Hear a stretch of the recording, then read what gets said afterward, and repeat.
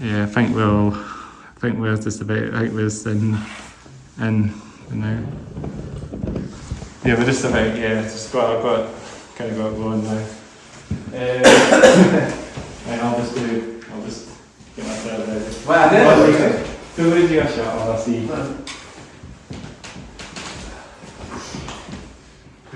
got Fallujah shot on. I better get this up as well. Off camera, I won't see this off camera, but just get myself ready, just getting myself stripped down for the podcast. No worries. So that's my outtake. Strip down. Get my head down, yeah. Are we all in picture? I think so. Are we all in? Yeah, I think we're all good. Nice. Awesome. This lighting's good. So I'll do my checks. No problem. In a sec. Yeah, do my checks. I'll slightly move it slightly towards this direction, but it should be all good. Yeah. There's a tree behind us actually as well, you see. It's different. Sky wish tree. Not very death metal. Not very death metal, that's a backdrop for today. The Peace Garden wish tree. Good way for the podcast. That's the name of it now. But we're not called that. It's maybe just a wee art thing. I think this is, we're all good. It's just me making fine adjustments just to make sure everything's. Yeah. Don't stress. Yeah. I know it's like that sometimes. I might, I think we're ready to make a start then. Yeah. I might, I think we're ready to make a start. Alright, awesome. We'll roll the cameras on. I'll do my checks. And I'll set as well. Yeah, so I think we're ready to go then. So I'll do my checks. Lights on, cameras rolling.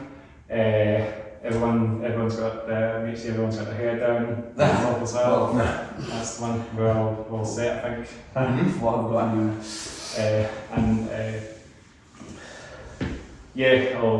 Pretty much all set then.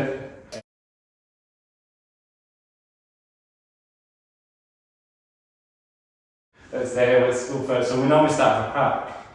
So I don't know if do you want to do a crack together or do you want to do it slightly different? We can do a sort of introduction and we just do a normal crack and podcast. Oh, right, okay. We can do like 3, 2, 1 and then go from there. Yeah, and then we do it like one by one. Yeah. Find out each comment that's coming. Yeah, that's fine. So, how do you pronounce the band name? That's the song. That's the outtake now. Erebor, E-R-E-B-O-R. Yeah, we'll talk about it. Right, let's do the crack then. Sure thing. 1, 2, 3.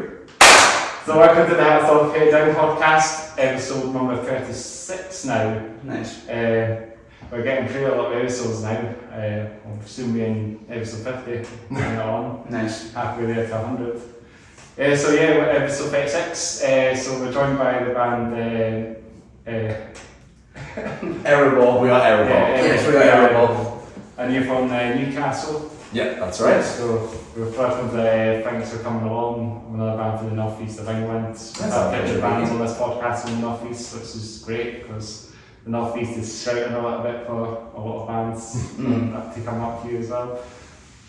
So welcome, thanks for coming along, guys. Thanks for taking the time to come on the podcast. Our pleasure, dude. That's no problem. Appreciate it. So we normally just go to the pros, so we just talk about things, we talk about off the rails a little bit. Yeah. I don't know. Okay. So should we introduce ourselves? I'm Val, I'm the vocalist for Erebor. I'm Will, I'm the bass player, and I spend my time infuriating the rest of the band. That couldn't be more accurate. I'm Mia, I'm one of the guitarists in Edinburgh, and I spend my time writing stuff that's too hard for us to play. Did you see Edinburgh? Did you say Edinburgh or did you say... Yeah, because we've got a little guitar player who couldn't be here. Yeah. It's just So representing the band. The drummer and the other guitarist couldn't make it, so it's just us three. Yeah. Well, thanks again for coming along anyway. That's no problem. And then of course I'm Chris, and the host of the Hats Off Here Down podcast. No Don't problem. forget about me as well. Good to meet you. Yeah. I've been doing it for like a year and a year and a half, and believe it or not, it's just got so many views, just getting so many bands on now. And 2024, I've actually done 3 episodes so far now for this 2024. Already? Believe it or not. That is a good Third one in already. Wow. Believe it or not. This is it to just the start of the month and 3 episodes down already. Nice. Well, it's not the start of the month as it's on the channel, but it's in the middle of the month now. It's the middle of January. Near towards the end, 20th of January, we're recording this on, so Nice. that's actually Matt Tuck's birthday, actually, from Built for Valentine, believe it or not. So happy birthday to Matt Tuck as well. Shout out Matt Tuck for Valentine. It's actually his birthday, I believe it's the 20th of January. Built for Valentine, so that's a wee bit of a That's my time. That's a band from my childhood. Oh, same here, mate. OG metal band. You know, Yeah. Tears of Paul. Poison's just a like 10 out of 10 album. It still scams to this day, isn't it? It's still American, they sound American even if they're a Welsh band. There's one of these town called Bridgend, you know. But this place is called Bridgend Farmhouse, but it's not in Bridgend. But I reckon there'll be lots of Bridgend farmhouses in Bridgend. No, believe it or not, probably. But this is not, we think it would be in Bridgend, but it's not. It's called Bridgend Farmhouse and it's in Edinburgh. So I'll give a shout to Bridgend Farmhouse as well, a big shout to them because I've been doing every podcast. And give a shout to them, getting this room obviously, getting them to use this room obviously, it's a great room to record it as well. Yeah. And this is great area as well, and it's good. Was a lot of bands that actually get to know this place as well. Yeah. Believe it or not, just a farmhouse, you know. Yeah. Not a metal concert really. Yeah, it's a nice area. Yeah, it's a quiet area as well, just the outskirts of Edinburgh. A little bit, not far from the city. So, you know what, you know how as you say, it goes through. So how was the drive up here then? Pretty quiet. Yeah, it was pretty straightforward, honestly. Nothing, No issues, no traffic or anything. Yeah, it was nice and straightforward. quite, that's what you need to get there. Yeah. Get a clean sailing, That's it. Sure. Real good. So, yes, so what you're saying? I was just saying we're even able to stop for a little bit and then come up as well. Yeah. Plenty of time because we're on the road. Yeah, it's not too far when you think about it to get to Newcastle. No, that was. Like that, Yeah, it's not that long a drive, so. Sorry. It's good. About 3 hours. It's ideal. Yeah, Considering we're going to be driving back the same night after we play in February. So you're playing out to the masses as well, aren't you? We are doing the Edinburgh one, But that's the first band to come up from the northeast to play Edinburgh. So how did you get? Really? Oh Wow, no, maybe not. Okay. How did you guys get on? How did you guys get on the Edinburgh heat and of the masses? I got wind of kind of like that you could apply to other cities, which I didn't realise at the time. Yeah, because we've done Metal the Masses in Newcastle a bunch of times, and it's always been really fun. And there's a load of great bands to play, but we thought we'd try and play somewhere else, meet some new bands, make some connections, that sort of thing. And I just asked Paul, and he said there is slots, so he said it's fine. So that's Paul from Soul Dragon Music. That's correct. correct. Met the masses up and got off across the border. Yeah. So shout out to Paul from Soul Dragon Music. He deserves a shout out. Absolutely. He does Thank a lot you. of things. And you're doing the Edinburgh heat from the 10th of February. Yeah, the 10th of February. Yeah, that's right. That's correct. That's just a few weeks away as this is on. It'll probably maybe sooner or later when this is on the channel. But Yeah. Nice. you're looking forward to it anyway. Yeah. A couple of homie bands that you're supporting as well. You've got Hammer. Yeah. A great shout out to them because they're an amazing band, a groove metal band. Yes. You've heard in their stuff, heard of any of the music from Hammer. Have you seen Hammer before? I haven't seen them that before. No, I don't think I listened to a bit of the music though when it was announced, as well as the other bands that were playing together and all the stuff, and they're all pretty cool. It's going to be really. Yeah, and there's a band called Overtobe as well that are playing another band. And is it the funk punk band? Radio something. Radio, yeah, that's the other one as well. Yeah. So you got some great bands up in there. Bit of a mixture. Yeah, it's gonna be interesting. Shout to some of the homie bands to you as well, and met for the Masses Edinburgh. Mm-hmm. Heat 1, I think it's Heat 1 at the Bandseas. Bands that have them, isn't it? Yeah. So it's like the smallest venue in Edinburgh too. It's gonna be great, man. Small venues are the best. Yeah, small venues are good. Mm-hmm. Best memories. That's pretty dope, right? Yeah. All for sure. venues is the way you don't have to worry about you can get somebody in more spots, but I mean it's you can literally just stand in front of you and literally next to the band. And It's way more intimate, you know. Like there's a venue in Newcastle that we've played a bunch called Little Buildings, which is also like it's like the size of a living room. Yeah, It's so smaller. it's It's like 50 people or something. It's like smaller than this room right now. Yeah. And it's absolutely awesome playing there every time. It's great. 50 person cap. Yeah. We're gonna be playing with Beast from Denmark. Oh yeah. In Little Buildings. Yeah, in Little Buildings It's as gonna be well. awesome. So then that's a playing again. That's in Edinburgh as well. Yeah. Oh, Oh, right, we're playing The Edinburgh. Prince of Walmart, Red Customer Walmart. Oh, right, cool. Shout out to Duncan Mountain because he does some great gigs as well. Awesome. Yeah, we get you guys on the bill one day as well. Oh, yeah, that's correct. Red Customer Promotions. Shout out to Red Customer Promotions as well. Yeah, nice one. Duncan Mountain for Red That'd be Customer nice. Promotions. You've been on the podcast as well. Nice. A while back, but we've had so many bands on. So, what was the venue like? So that was the name of the venue you were saying? Little Buildings, one in Little Newcastle. I'm not familiar with that one, but it sounds like it has some. Oh, it's gonna be great. It does loads of good shows. We had I went there and it was cranium amputated. There's been who else has been there who's quite big? What was the other band that we played with last Oh, we also played with Visions of Disfigurement and Monuments of Nathaniel. That was it, yeah. That was Little Buildings. That was a good show. That was my second show with you lot, and it was just like No, it was Out of the Masses. Yeah, that was the first that's one. the first one. Yeah. It was a pretty big Big big jump step up. up Yeah, to play with like a signed band like as your second thing. Mhm. Yeah. So I think Beast are quite big as well from Denmark. Yeah, they are. Yeah. What's the name? I've heard the name. Yeah, they've got 3 albums out. The last one was 2021, Necrosapien. Guys on this one. Okay. I listened to them. We'll get some Scandinavian metal in the ballet. Yeah, great. That'd be very. that'll be Just like the flames and that as well. Like. That's not even that. You lot played with Suffocation before Yeah, I yeah, even joined the band. We support Suffocation a few years ago. In Newcastle. That was weird because I lived in Lincoln before I came back up to the northeast, and I was like, there's no shows that happen in Lincoln whatsoever. It's all in Nottingham.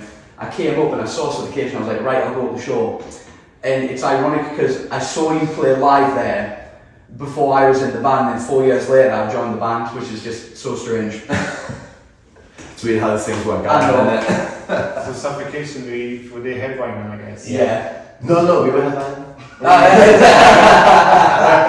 Suffocation. Support, yeah. They asked for them. That's all right. Yeah. We're like, Suffocation guys, alright, we'll give them a chance. Yeah. Let's see how they fare. Let's see how they lads. Whereabouts was that, and then what venue was that? That was the Riverside in Newcastle, yeah, great venue. Was that a big venue? Yeah, way bigger than Little Buildings. Yeah, I would say it's like a big, medium, big size kind of thing. You can get like maybe a couple of hundred people in there. Yeah, for sure. It's probably built bigger than what like the O2 Academy. Yeah, definitely.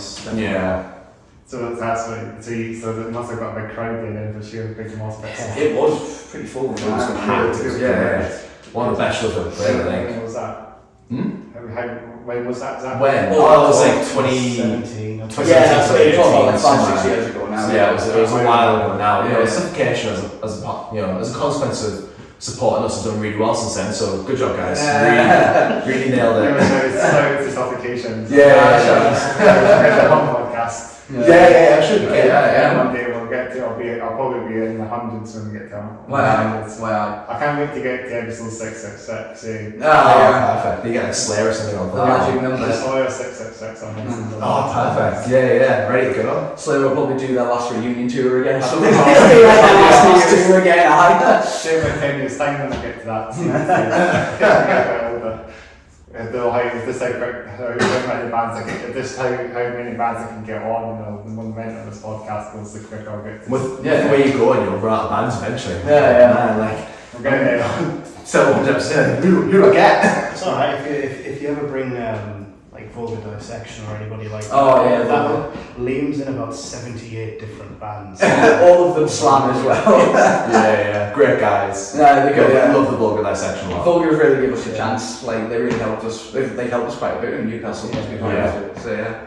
Shout out to them. Yeah, shout out shout to out to Vulgar. Antiseptic encroachment And ovulating cadaver. Yeah. Yeah. Just Waxed cadaver as well. Waxed cadaver. Oh yeah. I I met Ross at Bloodstock, the bassist from Rancid Cadaver. He's in another band, Fatal Cohesion as well. He plays bass. He's such a cool bass player, isn't he? Yeah. We had him Fatal Cohesion on.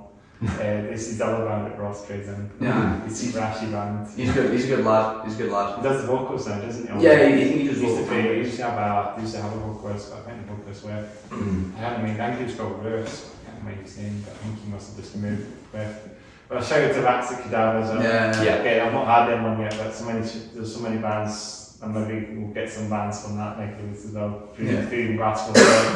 For sure. Well, Wendell Sunder as well. Yeah, great guys. Old school death metal from Glasgow as well. Awesome guys. Ren have been really good to us as well. Yeah. Like really, really good to us. Yeah, they played Edinburgh a couple of times and I always want to see them on the bill again. Shout out to Wendell Sunder. Yes, for sure. Old school death metal. Yeah. A lot more. They used to do a lot more death metal, old school death metal than the ones in Edinburgh. It's more. I know the scene's a bit more focused on. I know sometimes I know White Cross Promotions. There's a lot of stoner rock metal bands that Duncan puts on.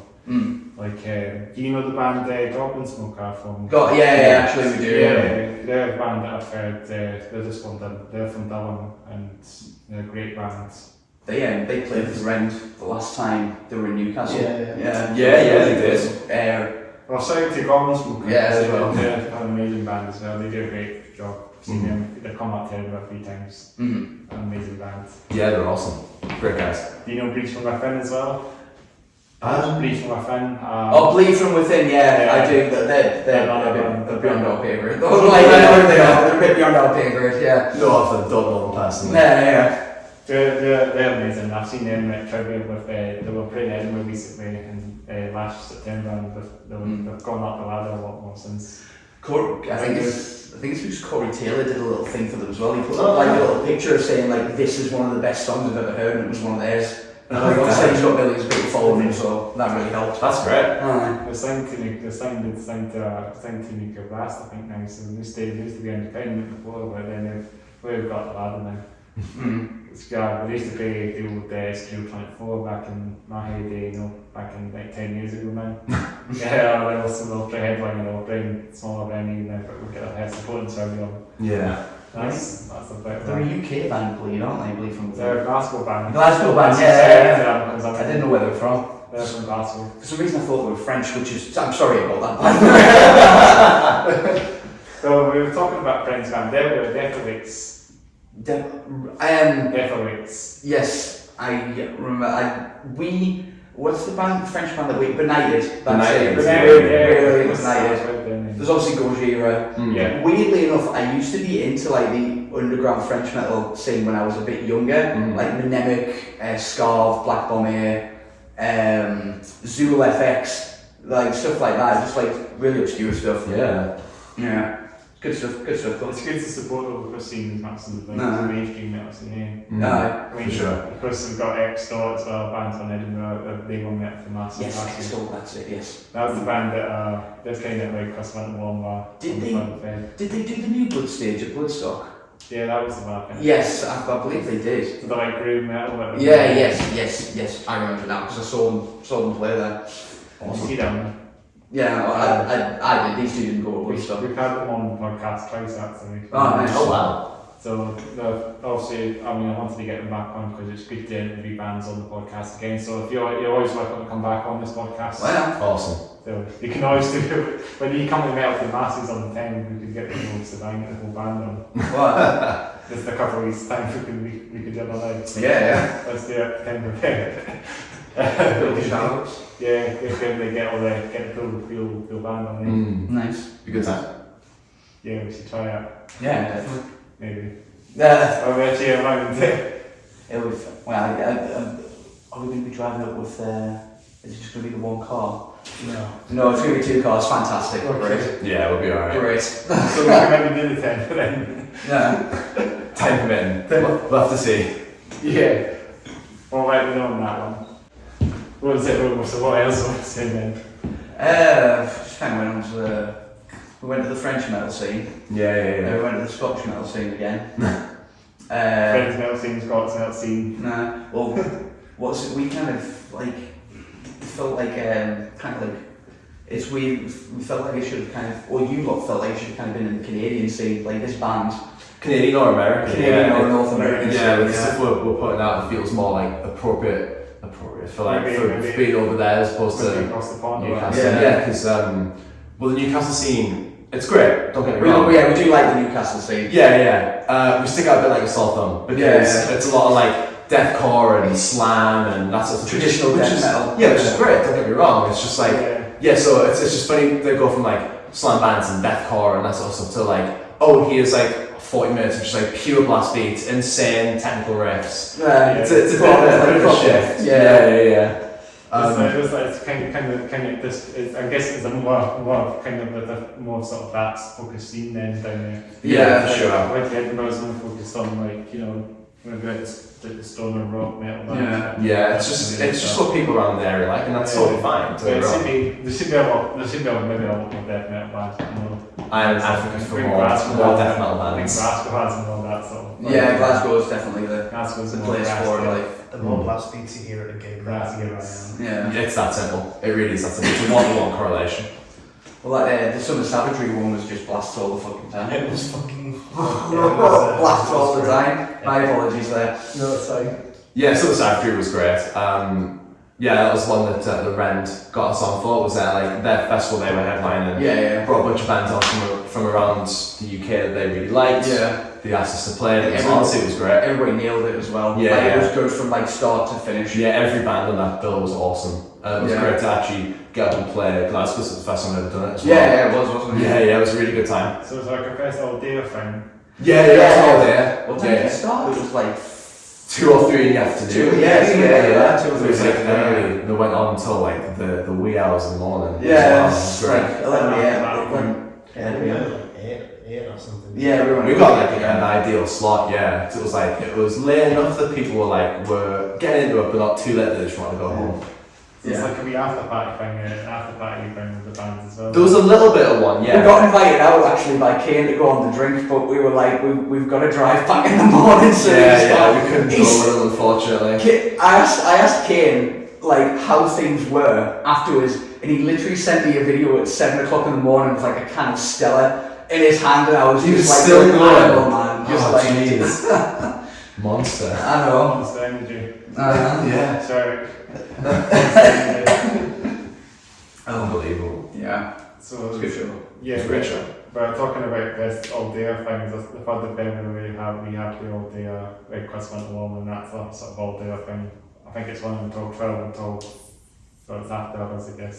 Mm-hmm. They're doing main events at Bell and Gel, which is the venue in the Cowgate. It's kind of like modernish venue, got good atmosphere and it's got good stuff. And they're doing, I think they're doing after shows and after party shows and weddings and banshees. Nice. Nice. But I'm not sure what way the bands are playing, that's the thing. Just go and find out. Yeah, just go down there. Yeah. I'm going to go down to anyway, I've got a ticket for it, so.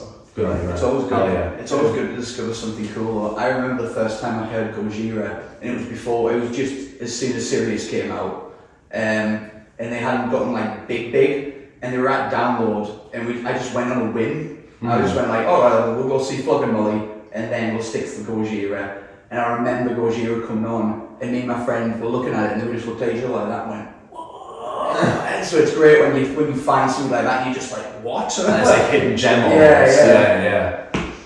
Just fantastic. I like Gojira, amazing band. That's Bloodstock in 2018, so I've actually seen them. So I was going to see them in, was it last February or the year before last? I never got, I didn't go to that gig because my friend wasn't going, so we decided not to go going. So She knows good. it was in Glasgow, so. But no, alright, it's a bit of a trick. Yeah. It those gigs should happen. There should have more metal bands coming to Edinburgh. You know, I know that In Flames played at Wicked Rooms. I think I was saying In Flames earlier, but they played at Wicked Rooms in I think it was March 2022 maybe. I'm not exactly sure on the dates and thoughts me. We have a decent kind of like, we get decent touring bands. It's not like all the time, kind of like London and stuff like that, but we don't get, it's not too bad in Newcastle actually. It's getting better. Yeah, there was a long period of time where bands would go from like London to Manchester and then to Glasgow or and something. then never stop at Newcastle. Maybe stop at Leeds if they're feeling frisky, but there were a lot more sort of like team decapitated in Newcastle. Because last time I saw them play there was like 2013-14 maybe, when we were touring, what was the album at the time? Huntress. Huntress, that was one. But Decapitate are amazing, eh? Oh, they're great. Big fan of Decapitate. They do a great job, mate. To play the entirety of Nihility, just Nihility, like through, like without blinking an eye. eye. Oh my god, it was insane. It's like an hour and a half of blast beats and double kick. Because obviously Obscure was main support for that show, and I mean the choruses, but the band is chorus as well. So now they say it's well, we're not forming friends, they're chorus. Sort of like Behemoth and that, so it's like there's a bit of a scene in Poland as well. For sure, but like Obscure were playing that show as well with Decapitated, and it's like, and like direct support there, like half-hour set, and we're like, what's going on? Like, we're like, it's a Sunday, they'll be closing early. Nah, Decapitated played their teen songs. It was great. If we think we'd like a curfew or something, it would have to stop at a certain time and just kind of kept going. Just kept playing. It was awesome. That's I need that to stay the curfew into the morning, into the early hours. Well, I think that's the plan about this. Maybe somebody's spec metal gigs, they must do some of them afterwards. It just depends on venue. For sure. Sort of time, curfew time, it's maybe thing like that. I like to try and book things, like when I do sort of gig out, I'm always trying to make it for like 10:15, like 10:30 at the latest, to kind of like get to kind of help the kind of younger crowd who don't drive or like have like college or something like that, to actually like go to the gig and then be able to actually get home on time, because it stops them from kind of like not being able to see everything. So it's kind of getting back from your last train. So People rely on that stuff. For sure. That's the thing about getting to a gig in Glasgow. You'd have to get your last bus or train. If you're in Edinburgh, you could potentially just get a bus, because it's not hand spent. It's just you can actually get home quicker as well. Because I know the O2 Academy gets used sometimes. O2 Academy Edinburgh, Connacht's doing it was formerly known as. That gets a couple of metal bands, but not as much as Glasgow does, as I say. It used to be a hassle. I remember when I was younger, I used to get my mum to pick us up at like 12 o'clock at night. I would get the last day and then go home, and I'd just be like, pick us up at the bus station, please. So you got the metro here. You haven't really taken away of metro. It's all one like massive sort of transport system and nothing that area. It's useful to get around the gigs and stuff like that. For sure. It's very good. I know, talking about going off the rails a little bit. I know they're getting some new trains. They taken away the metro. They're getting some replacement trains, I think, this year. So they're getting rid of the old current trains that are quite good from the 1980s, you know. I think they did a build in Sunderland for like a big new station with ticket machines, and then they said that they were never going to use tickets again, so they just built the entire thing just to waste a bunch of money on it. That's fun. I'm going to say the recording again. Sorry. Might just double check again. I think we're still. Sorry, moving this thing.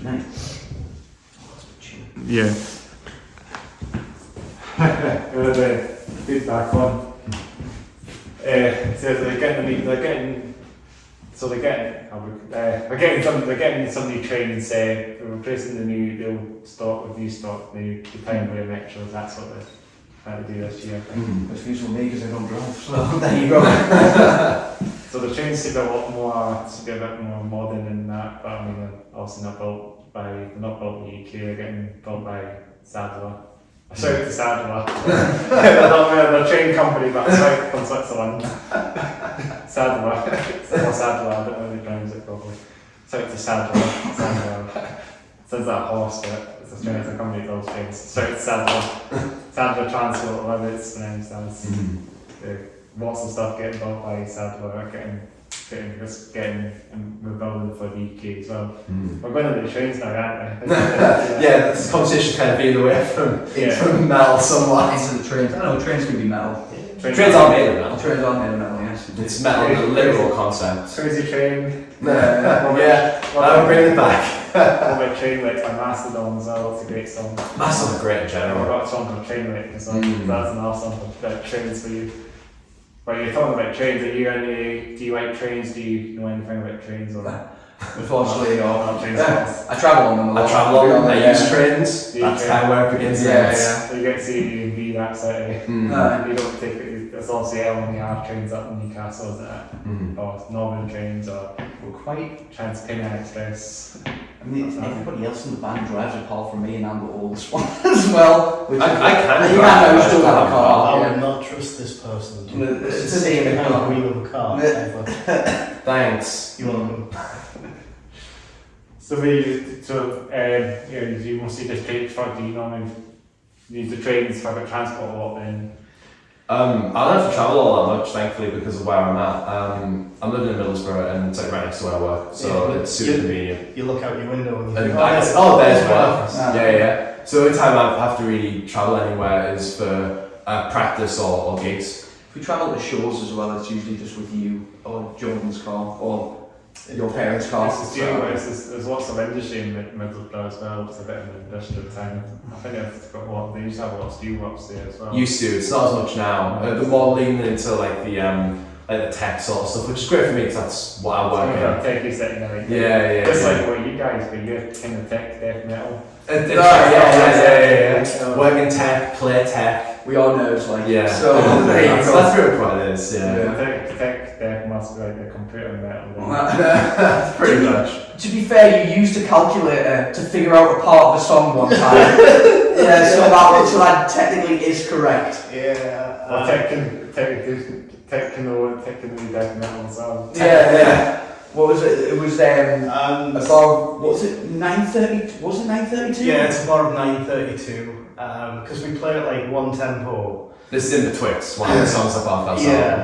In like it's like the slow section before it goes into like a really fast bit. Because you have some like really soft bits, like it reminds me of like Meshuggah and That's amazing. And like this bit's quite slow, and I had to sit and like use a calculator and work out like how fast do I have to play? The bridge between this slower bit and this really fast bit work, and I was like, done in 30-second dots at 9:32 works perfectly. That's the trick.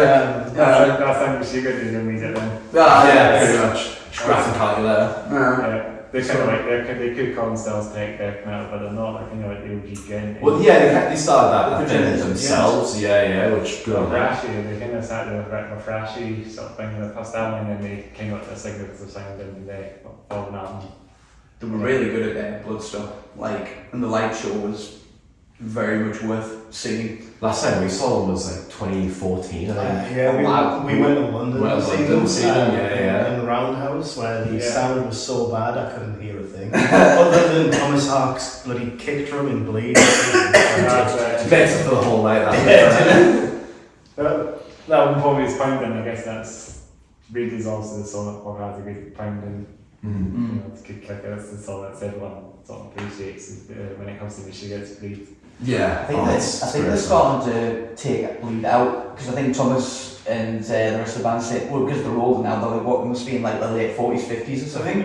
Yeah, and they're just saying they're starting to hurt to do it. So, our other guitar player, Jordan, has this incredible ability to just like meet and speak to people in like professional bands. Well, to be fair, his other band did win Metal to the Masses Newcastle.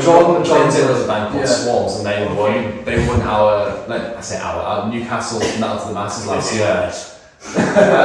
They won Newcastle Metal to the Masses last year, so they got up there Bloodstock, and while he was there, he just got to meet the guys in Meshuggah, and he asked them about the set list and why they weren't playing Bleed and that sort of stuff, and they were saying that they, I might be misremembering here, but they didn't want to be just known as the band who plays Bleed, or the band who plays Demi. I think was another one that they did do Demi. They did Demi. Oh, fair enough. But yeah, they didn't want to be known as like, oh, they're the band that play Bleed. They wanted to kind of be known as just Meshuggah, you know. So I think that's why I took out the Right, sounds. Meshuggah influence, but that's that's what he did. It sounds like Meshuggah, but influenced Meshuggah. Yeah. What are they called, the band? What's the name of the band? Swarms, yes. Yeah, another bunch of good lads. There's already shout out Swarms. Yeah, great guys. There's our guitarist is in them. Same vibes, but the rest of them who aren't in our band are great too. Yeah. So your guitarist is in that band then? Yes. John's in that band as well. Yeah. Just with us today in spirit. Yeah. He's not here physically. So we're here in the film, will be the time frame probably we'll have the band on 10th of February. Yeah, we'll see if we can get something sorted. Yeah, see you guys live as well. Yeah. Get along to That'd be great. Hell yeah. support you guys as well. Oh, that'd be great. Good to see you there. How many tickets are sold now? I think it's 1/6 of them or something. I don't keep track of this stuff. They I am from over there. It's selling well apparently. Good. Going back to about Meshuggah again, I was going to go and see them, I think it was like 2022 again, I guess. They did a tour through the UK, like, a couple of years Me and ago. my friend were going to go along, but then we decided that it was just after work. We tried I had to. tickets for that gig as well. Yeah, we tried to get a trip down to Manchester to see them sorted out, but it was going to be too much, too expensive to do, unfortunately. Manchester gets everything. No, it's not fair. I know. Only Manchester. That's it, God. Yeah. It was a work night as well, that's the problem, so it was just awkward to us to go there, you know. Yeah. But yeah, one day I'll see Meshuggah. I've never seen them before, but one day definitely. It's on my list. It's definitely worth it. It's definitely worth it. Especially if they play their ambient stuff as well. Yeah, it's Rather than just pounding the drums, you know, to do this something really calm with all its sections.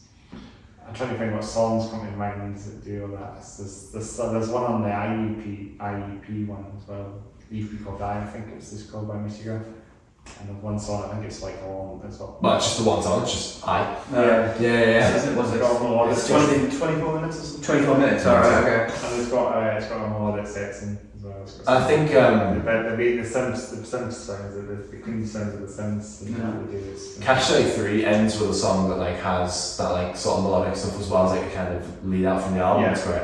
Brilliant. It's brilliant. All the albums are great. And all Zen is good as well. That's the one beating it, obviously. Yeah. That's probably everyone's good favourite album, you know. It's my go-to for Meshuggah, obviously. I think the first Meshuggah album I heard was the one with Stenger on it.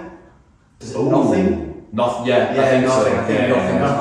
Nothing. That's It was my first Meshuggah album. They're great albums. There's so many great albums. But Pirates is good because they're all such amazing, man. And the last album, the latest album was really good as well. Did you see Don't Miss? Don't Miss. Yeah, The release was great. Like the red dude on the front, isn't it? Yeah. I can't remember the name, but I was impressed when I heard it. That's it. That's the ticket, eh? Yeah, for sure. Great albums. And should we also say another band that we mentioned earlier, a band called, another Scottish band, Catalysis. Oh yeah. We were supposed to play with them in Nottingham, but We had to pull out that gig. Yeah, due to medical reasons. Yeah, but yeah, we're going to be playing with them in a few weeks. Yeah, with it's going to be in May with It's a bit longer than a few weeks then. Soulja yeah. Catch. Yeah, that was it. Yeah. I've heard that name. Yeah, Catalysis. They're great. I'm listening for, but we haven't had an opportunity to play with them until these upcoming gigs, so it's going to be a good time. Looking forward to it. So it's a Catalysis. Yeah. From Dundee, they're from slightly up the north a little bit. Up from Edinburgh, Dundee, got some good metal bands. Catalysis are probably like the top band. Nice. They're like melodic, sort of thrashy metal. Yeah. I saw them quite recently actually. They were playing in Edinburgh in December last year. You know, they were playing with a couple of bands. They were playing with Fallujah as well, the band here, playing on the first heat in Metal for Nazis. And they were back, that was like their first gig back in a few years actually. Because I think they had a member change, I think they had a line-up train or something, and they got new members now. I think they've got some of the OG members there as well, of course. Yeah. But yeah, it's good to see them back and they're playing new. I think they'll definitely like them as well. Quite thrashy. I'll look forward to that. I think it's going to be a really good time. Sick night. Yeah, for sure. It should be a good night for sure. If we come along. Is that outtake now? This is the man outtakes, you know. Yeah. I warm up the camera all the time. I do this every time. That's how low key this podcast is, you know. It's very low key, you know. I do the editing myself. We're actually, weirdly enough, Catalysis isn't the band that's the furthest away. There's that German band that's playing as well. Oh yeah, so it's like catch gig. Yeah. Yeah, there's a German band who are like opening, I think. Metalheads or something. I don't know. It's something like that. Yeah. Yeah. Wild. Yeah. Get some bands, European bands. That gig's free entry, isn't it? Yeah, it's free Trillions. Yeah. Trillions. Yes. Rock Bar, Newcastle. Yeah. That's unique. It was them. Yeah. For Not sure. been there before, but I've heard that name again since, so I've got a little bit. It's a very, very popular like venue. I'm so why. It's like the rock bar to go to. It's kind of like the Barman's of Newcastle. Yeah. We have Barman's bar as well, and that's always popular. I think. So it's also They get some good shows there. I saw Full of Hell in Primitive Man there at one point as well. I mean, many years ago, was it the Annihilation of the Wicked tour for Nile and Behemoth in Trillions? Shut up, man. No, seriously. What? No way, as if. Yeah, they've got a big sign in Trillions that should come in, and it's got their names on it. Wow. Okay. Yeah, touring together. I think it was a long time ago now. 2005, 2006. As if. That's crazy. Yeah, metal. Oh wow. I've stood on the same stage that Carl Sanders and Dallas Torwood stood on. I should take it to fame right there. Yeah, it's the only one we've got. That's cool. As if. I know. So that's really good. There's so many bands, so many venues, and so many gigs out there to just take your eye out as well. So we'll go through this type question now. We always go through every episode, top to bottom. So we ask what clothes we're on, what band shirts we're on, and our shoes and so what. You know. I think it's good to go through that question because I do it in every podcast. You know, Yeah. So should we start with yourself? Yeah. I've got I don't know what these are. They were Vans, don't you? Jack and Jones, which I imagine is some sort of knockoff Vans. Yeah. In some part, I don't know. I've got some chinos on, and I've got my Full of Hell shirt. Which tattoos as well. I saw at Anarchy Brewery last year, and but they were like Vans, don't they? I was just hiding up at their Vans. so I'm dressed like I don't know. It's kind of weird. Ever since metalcore hat. Yeah, ever since I've cut my hair, I look like every other dude that likes like post black metal with like IPAs and stuff like that. And I'm just like Wasn't a phone room. Yeah, exactly. That's kind of the style of a lot of the metalcore bands. No friend is sort of gone away now. Yeah, died of death, thank God. And then metalcore scene, it's always that now. It's always kind of shaved and caps on these days a bit. So yeah, for me, I guess these are the Lacoste ones that absolutely wrecked. To the Superman socks. Yeah, man. I see that. Don't you call me out like that. Yeah, Lacoste shoes, they're dead. I need to get some new ones. These are just jeans from Next, nothing flash. Enterprise, great tech death band from the US. Friends. Sorry for them as well. Yeah, I spoke with Nick, the guy behind the band, a few times. He's a great guy. They're all awesome. Great band. Yeah. And then just a hoodie, I think, also from Next. Not sponsored. No brand affiliation. It's always Nick. Although, if they're interested, we did play with Suffocation. Stock our merchandise. Get some line up, get some metal line. Some Metallica shots and playing back and that. And stuff. It's always quite fun to have that. It's playing back. Yeah. So what did you say about this? I did like Yusuf Man socks, by the way.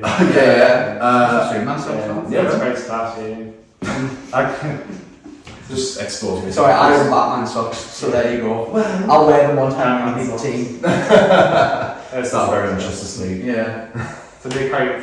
So normally, they quite cross shoes are quite old. And you say they're quite old. Oh yeah, I got these like I don't know, 2022 maybe, and they are wrecked. Oh yeah, the sole's coming off. The sole's coming off. Yeah. I must sweat acid from my feet or something. I don't know how I do it. Every pair of shoes I get a wreck. I don't know what I do. hiking and that. And maybe, but But yeah, I need to get some new ones, especially after the hype we've got on the day. They're just like covered in dirt. Yeah, we've done a bit of like Yeah, a bit of track. Well, let's say Mia's got a great little Fallujah shirt on with all the cats. Oh yeah, the best shirt Sunday ever. the satanic kitty shirt. Yeah. I love it. Fallujah are amazing. Yeah. It's amazing. And I like their stuff as well. I love their stuff. That's amazing. Been a long time fan of theirs. I remember listening to The Flesh Prevails, their like second album, for the first time in like just a call with someone. Sapphire is a good song as well. Sapphire, oh, it's That's great. the one I like. I keep trying to learn the end riff of that song on guitar. It's such a pain, but I'm getting there. I'm getting there. It's like some of the swangs they use, don't they? Some swing guitars. Yeah. It's quite ridiculous what they do. But yeah, like, I'm first hearing Flesh Prevails in a video call with someone over Skype way back when. And being like, dude, this is awesome. This is great. I'd be like, because I had Sean's background to talk. I was like, shut up for a second. This is awesome. Like, oh, it was great. And it's just been like, it's one of these experimental bands as well. You know, you think it's something that's not been done before. The part that like wave of like bands inspired by like Sick and like those sort of like early death metal bands that kind of push the ball out a little bit. And big beats as well. Like I'm a huge fan of that scene, that sort of sound. Love it. Can't get enough of the stuff. Amazing, absolutely amazing. And another the last album is reasonably good as well. The latest album that Fallujah released is pretty much. Oh, Imperium's great. It's got a lot of really great songs. It's sort of weird vocalist. They replaced the vocalist. I like the album before that as well. Undying Light. I really like Undying Light as well. Yeah. A lot of people didn't like it when it came out. I've listened to it a few times and I've actually appreciated it more. For a long while when I was like when that came out, it was just like constant rotation for me on Dying Light. It's a great album. I really like it. I don't get why. I get why people don't like it. I guess in that like it's Theory Streamless and that was very popular, and Dying Light's very different. But I think it's still really great. I don't get why people are so against it, you know. Sometimes you need to be in a certain mood though to appreciate an album. Like I never used to like Orden Organ's Gunman until there was a specific day at a specific time that I listened to it, and I was just like, why have I been not liking this? So depends what mood you're in sometimes as well. Yeah, for sure. And it's good. It's melodic as well. All the stuff that Fallujah releases, it's got all the spams and everything's just so good. Intense sound. So another band, actually, so I'm saying about another band, RingsofSaturnBand as well. There's another band I should mention as well. Another blast from the past, RingsofSaturnBand. Oh wow! Yeah. The MIDI band. They were, they're like on steroids. They're like taking on steroids. I remember getting.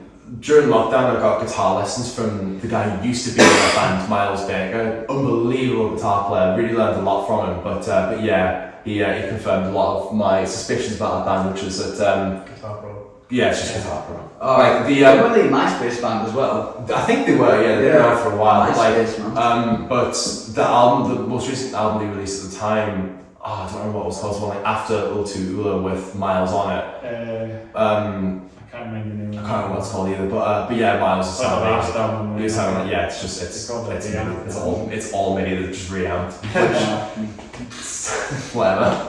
It sounds like Mega Man if that's what they're going for, and that's great, I guess. I mean, they've done great. I think they call it the after that, because they're still going. RingsofSaturnBand. They're it's only the guitar players, Lucas Mann and Joel Ormond's like left in the band.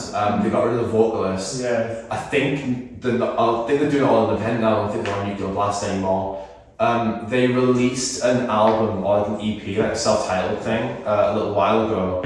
That was very different. It was more like have you ever heard of Buried Alive, the Charles Castle project? It's more like that, and it's got some like trap stuff in there as well, with like this weird tech death as well. Yeah. It's not for me, but you know, for people who like this stuff, then more of performance. That's great. Yeah. Different. I don't think we got went to the basic question quite early up with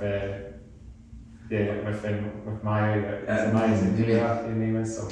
Yeah, we not got went to the bottom half of it. Oh yeah. Slightly distracted there, yeah. This Fallujah, that was what we're talking about. I mean, we're talking about all this. The rest is pretty boring. It's just some Vans high tops and some tunes. Yeah, and then there's myself too as well. Of course, I got my long hair. Of course, I'm fresh again. Chris Cornell style. Chris Cornell, as I'll be known as. Someone said that to me a while back. So I'm wearing I've got a long sleeve Vans t-shirt underneath, but it's a bit chilly. Just put the sun's sort of under. You know, kind of like the style of having a t-shirt underneath a t-shirt over the long sleeve. It's a good style. You know, it's kind of cool. I'm playing Sedustian Force band, thrash metal band. I find it fun. The fun stage. Quite metal, kind of rap metal. Very stands out. It kind of reminds me of that Mobad Angel sort of style of logo. Like that a wee bit. It's just like old school. I think old school thrash stuff, metal band. I saw them, they were playing at Legend, and I think I saw the t-shirt and just picked it up at the next table. So I shout to Sedustian Force from the United States. Sadistic Force. Sadistic Force is the Sedustian band. Impersonating band name just is it's like bad sometimes. You know what I like. So yes, brilliant t-shirt. It was like London, London. It was like London Bridge, but I don't know what it is. It's got a big goblin sort of skull. Can't really see it very well, but see it can really see, you know. Stands out quite a bit, doesn't it? Great piece. I'll actually do a wee travel line, you know. We do a wee passage, we should do like a wee passage show on like a runway down the middle. Podcast, you know. I think it's coming out to actually turn it out to that sort of style, right? Do a wee travel line, right. Yeah, so I've got my skinny jeans, can't remember that. I've got these ones recently. Can't remember the company again. Berska, company called Berska. I don't know if it's Scandinavian Berska, but they've got a very nice shop and well, it's a shopping centre in Edinburgh that has a lot of clothing shops. And yeah, it's nice. There's lots of nice clothing shops there that you can. Well, they've got obviously Pull and Bear. Have you heard of Pull and Bear? I can't say I have. Yeah, they've got Zara there as well. So it's like a shopping centre. It's a new shopping centre. Called Gage Quarter. I've said it that season. You know what I mean? And they do a lot of clothing shops there. So Berska jeans. And of course, I'm wearing these high top Dalmatian hiking boots, trek boots. Yeah, you came prepared for the trip. Yeah.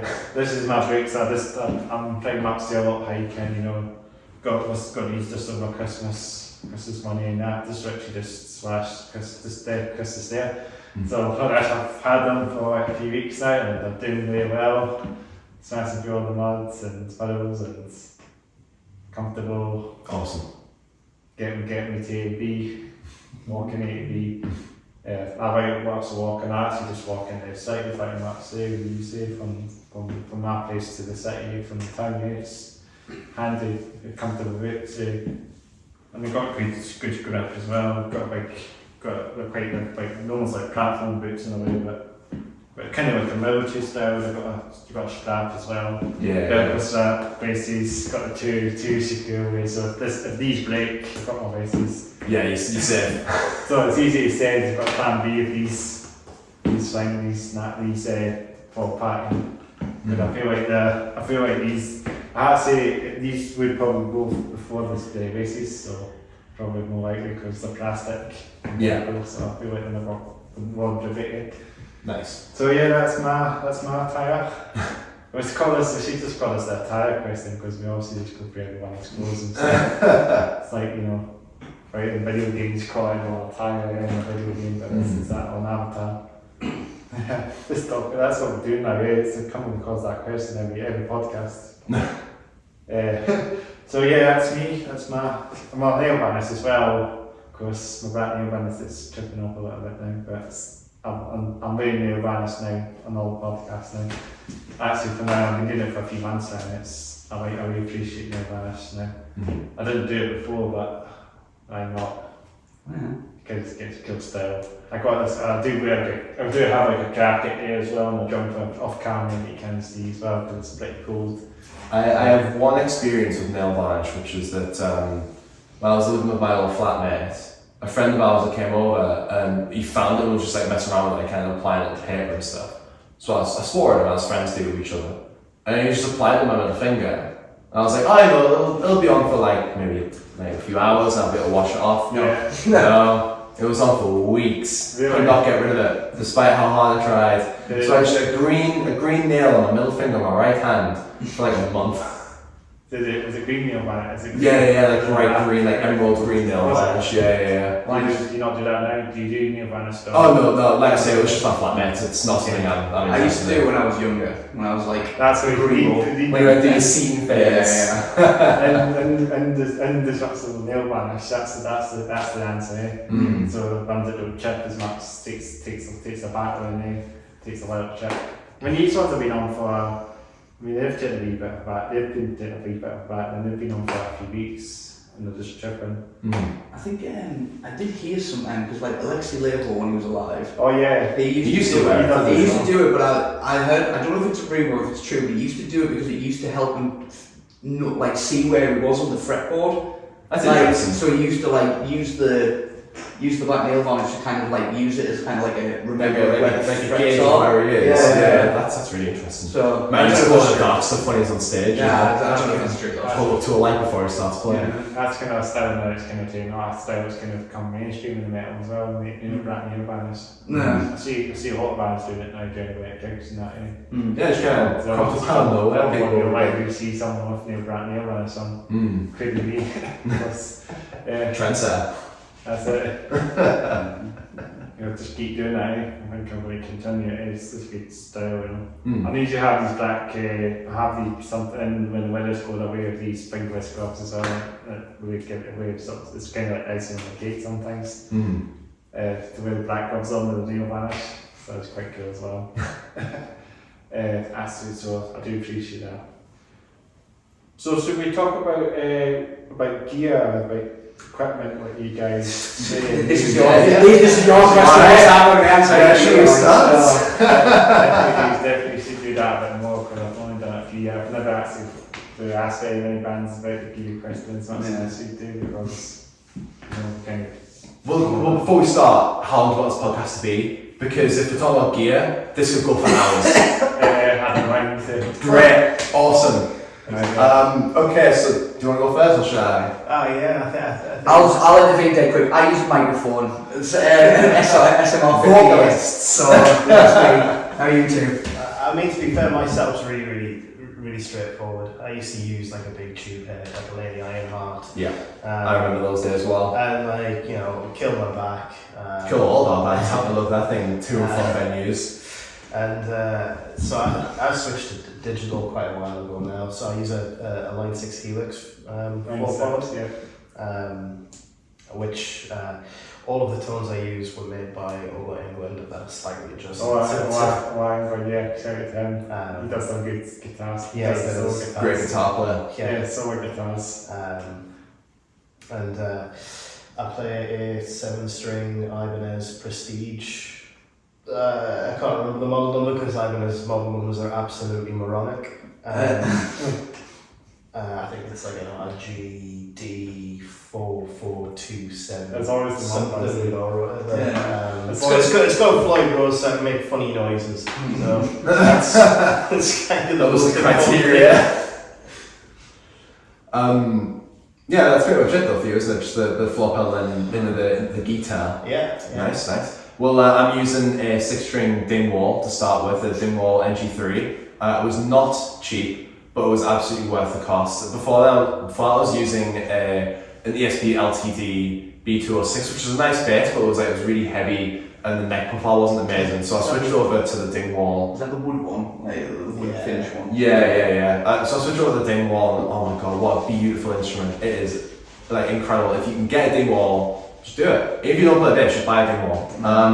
So yeah, I've got the bass that runs into a little pedal board that I set up on a couple of years ago, which primarily consists of a tuner, but then also I've got a Dark Blast Hyperluminal compressor, which is great, and then a B7K Ultra so I can get a bit of grit into my tone, which that can either run in the front of the house, right into the PA, or I take sometimes if venue permitting, I'll take the my bass head, which is a TC Electronic BH500, 500 watt bass head.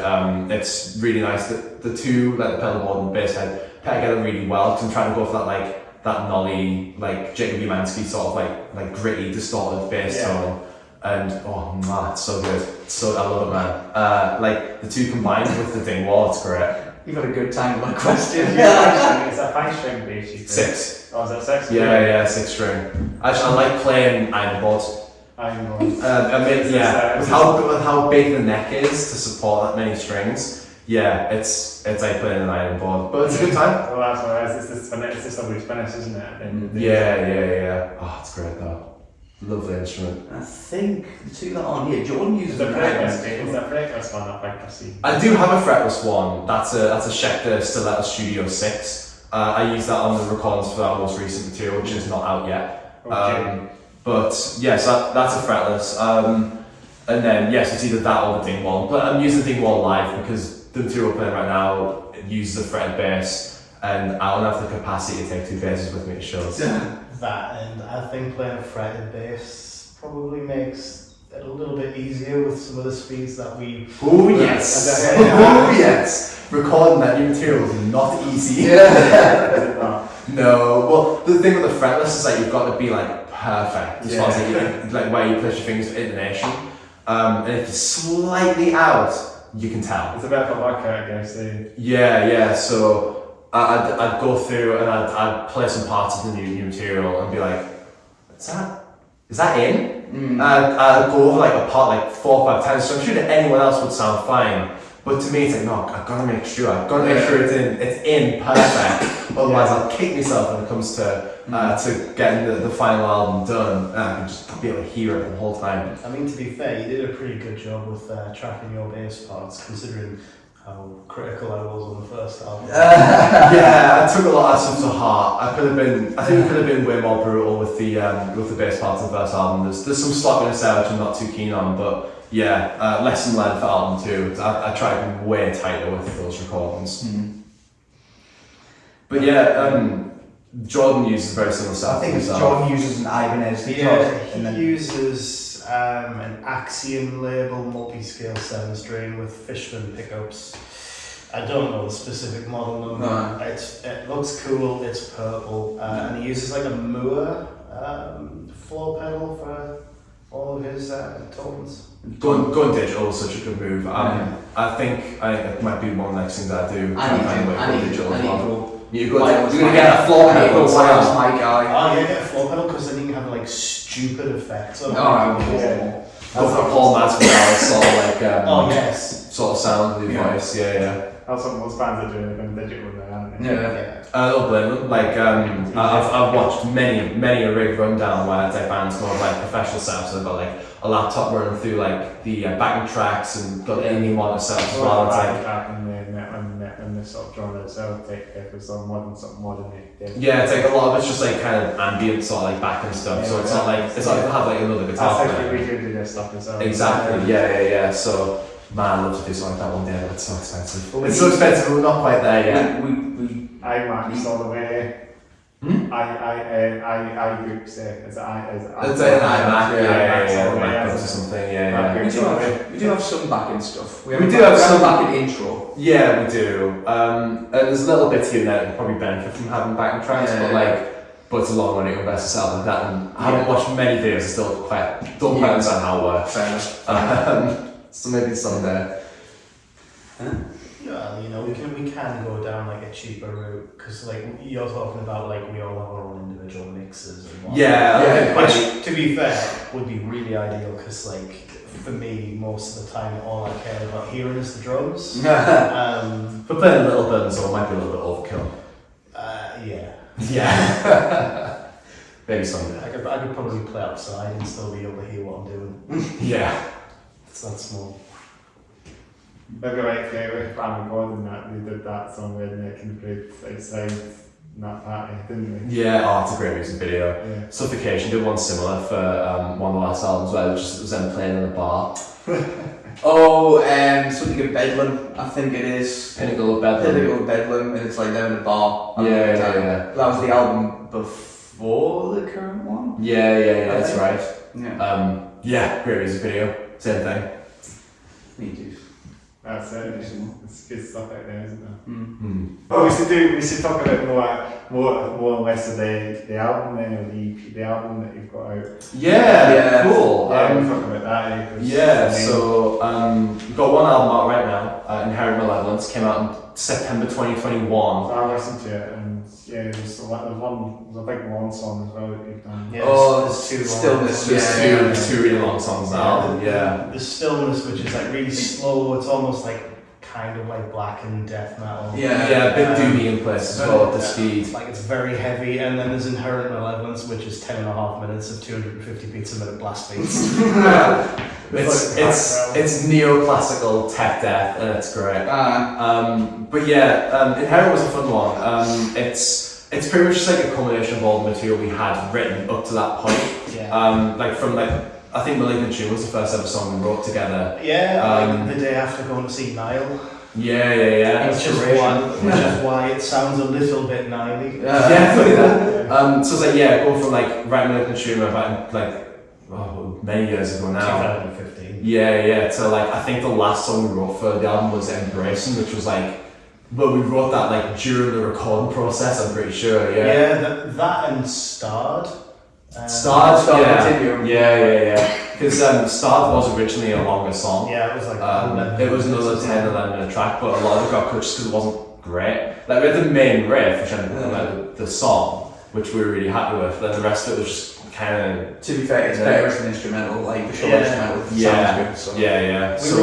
When we sent all the DI tracks across to Sam at Ritual Studios, who mixed and mastered it, he was like, at first I didn't get it, and then I listened to it more, and I was like, yeah, fair enough.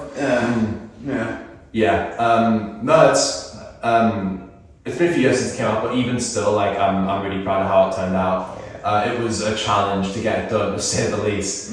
I think it turned out really well. People seem to like it. I really like it. I wasn't in the band at the time. Val was in the band. Heavy stuff for sure. Obviously, that's the main thing. Yeah, for sure. And then the new stuff. Very different. It is very different. It's like blackened progressive technical death metal. It's like with the tune, like the tones that you're using for this. It's weird because it's like it's got so many of those different kind of sounds. Like it's got like black metal elements in places. It's got that technical death metal vibe, blast beats and stupid guitar riffs, which are really painful to play. And then a lot of it is quite proggy. So it's, to me, it's just like progressive death metal. Yeah, for sure. It's just it's funny though, because we started working. But what prompted us to start working on that? I'm not sure if you know the story, but when we recorded the Stillness single back in 2017, one of the guys who was there just gave us this random title for just something, He said, here's an idea, write something based off of this. And it was like Captain Moments in Driving for the Dreams, right? And we were like, okay. So we did. We started writing it in like 2018, I want to say. That was when we got like the first, like the motif and like the first little bits of the first song together. And kind of went from there, and we never intended on it being its own album. Yeah, it kind of morphed into its own album when we realised the length of the thing, because it's only 3 songs, and it's a 43-minute long album. Yeah, there's 3 songs. So it's like a full album, right? Yeah, exactly. We were thinking like, it might be like half an hour, 35 minutes, and it'll be an EP, and then we'll work on the next album after that, and then we've got like towards the end of 2022, we got the last bits of the 3rd song done, and we were like, it's 18 minutes long. we were like, well, we've wrote an album. Well, I guess that's what this is now. Yeah. So, we're in the middle of wrapping up recording for that new one. We just got a couple more leads to finish. So bass parts are done, rhythm guitars are done. It's, as you said, just a couple of leads left to do, and then we can start heading to the studio, which we've got booked out, which it's gonna be great. Really looking forward to it. I'm looking forward to it. What's the name of the studio? Ritual Sound in Darlington.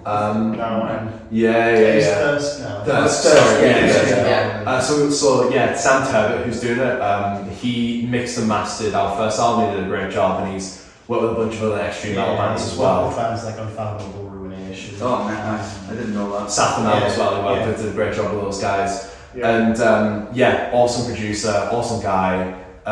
So we've booked out to get the drums and vocals recorded with him in April. Yes. And then get a mix and master with him as well. So it's going to be great. I'm really looking forward to how it turns out. Yeah. And hopefully people are excited to hear it as well. That's it. It's good. We get to hear all the stuff, and it's like Yeah, for sure.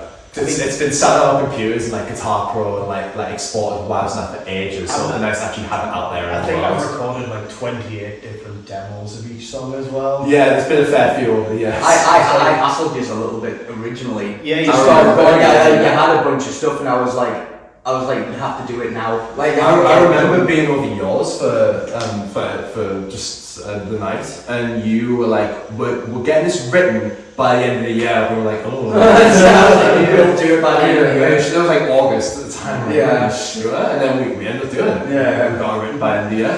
Yeah, after you stole one of my riffs. I didn't steal it. You It did. was repurposed. You stole it and didn't tell me that you'd nicked it for like a month. I was sat on a finished song and then I find out you nicked it. Sorry about that. No need, pal. No need. Right. You're right though. I could have said much worse. we don't like. So anything else there? Should we talk about the band's origins and the name of the band? Oh yes. Awesome, yeah. That's everything, won't we? Yeah. So, you're probably best to talk about how the band started, to be Oh fair. god. Okay. So myself and the other two members of the band who aren't here, we were in another band at the time, which was a bit more like brutal death metal. Real death metal, yeah. And like I'm not a big fan of that, and like the other two of us. So that's like isn't. Yeah, so it's like Cannibal Corpse-y kind of stuff, and I'm not a big fan of that kind of thing.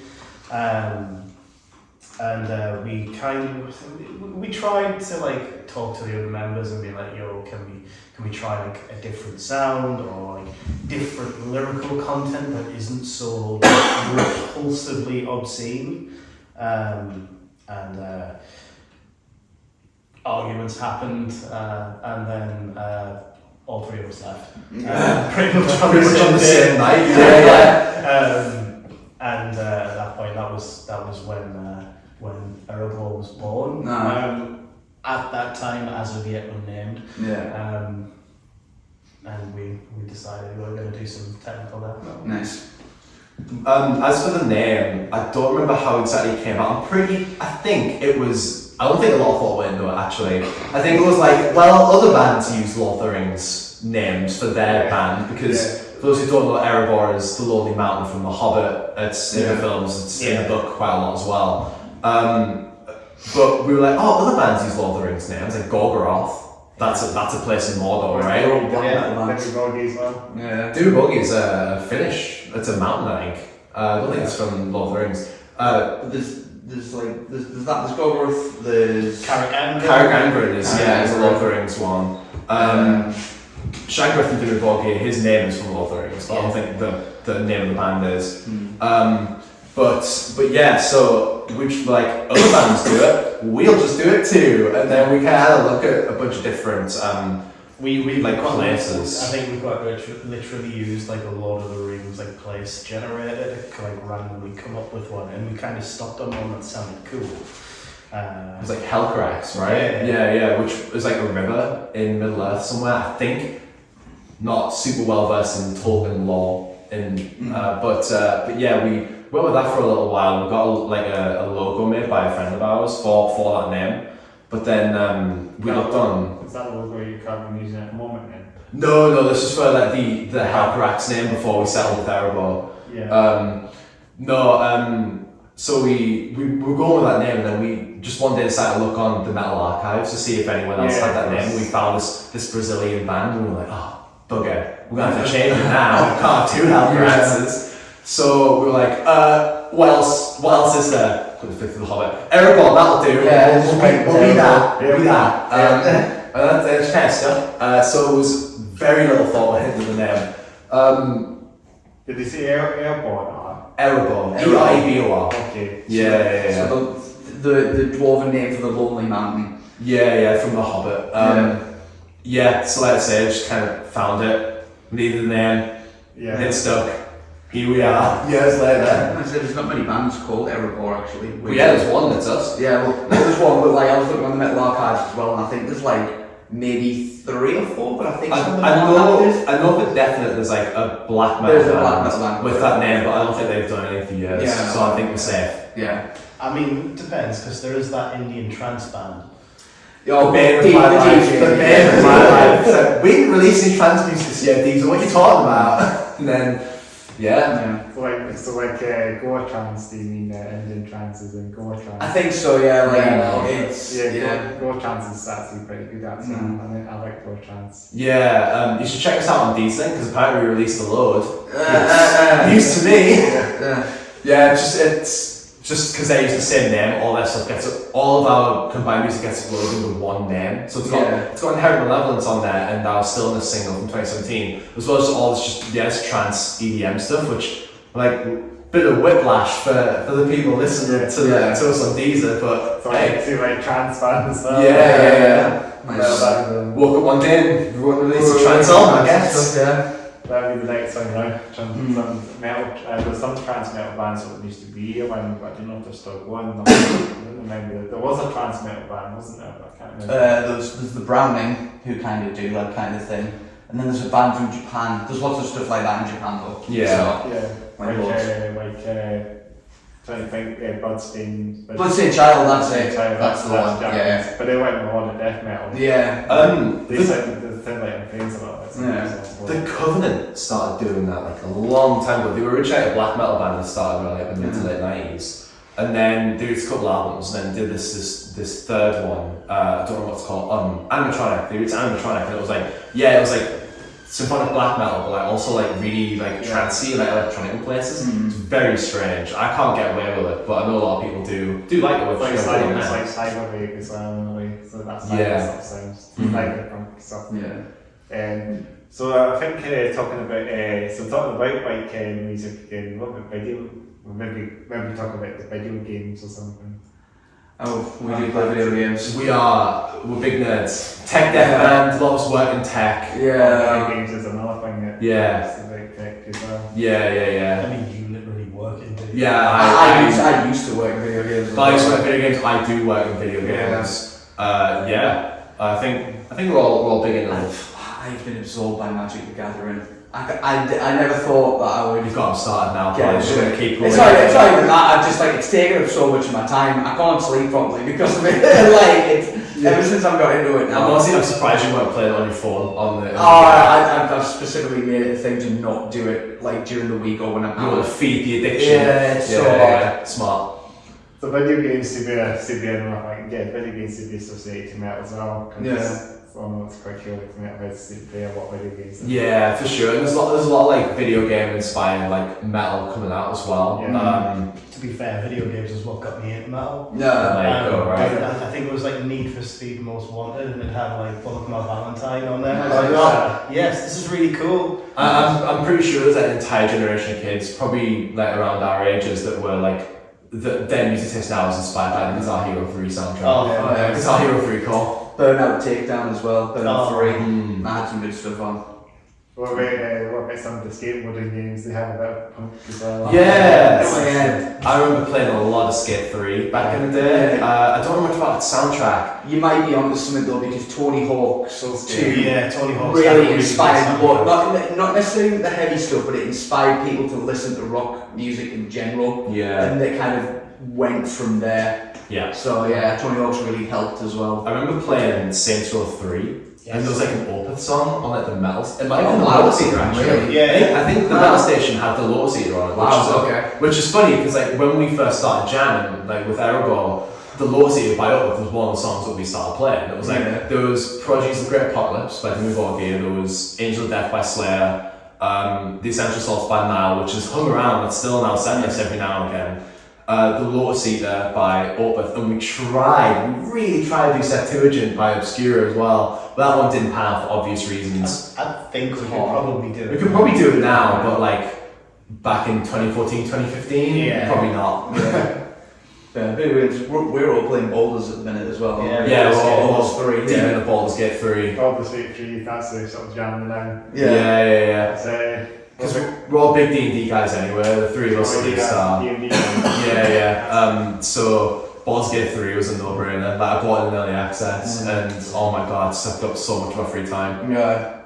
So I'm playing it solo, and I'm playing it on Mondays with a few people from work as well, and it's just like, it's always in there, man. Always in the back of my brain. We're playing Baldur's Gate 3 right now.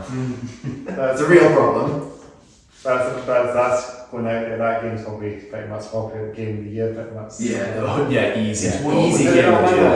win the Game Awards, man? It won all of them. It won almost everything it was nominated for. It's a big game now, generally. It's probably pretty much as big as a lot of the AAA games.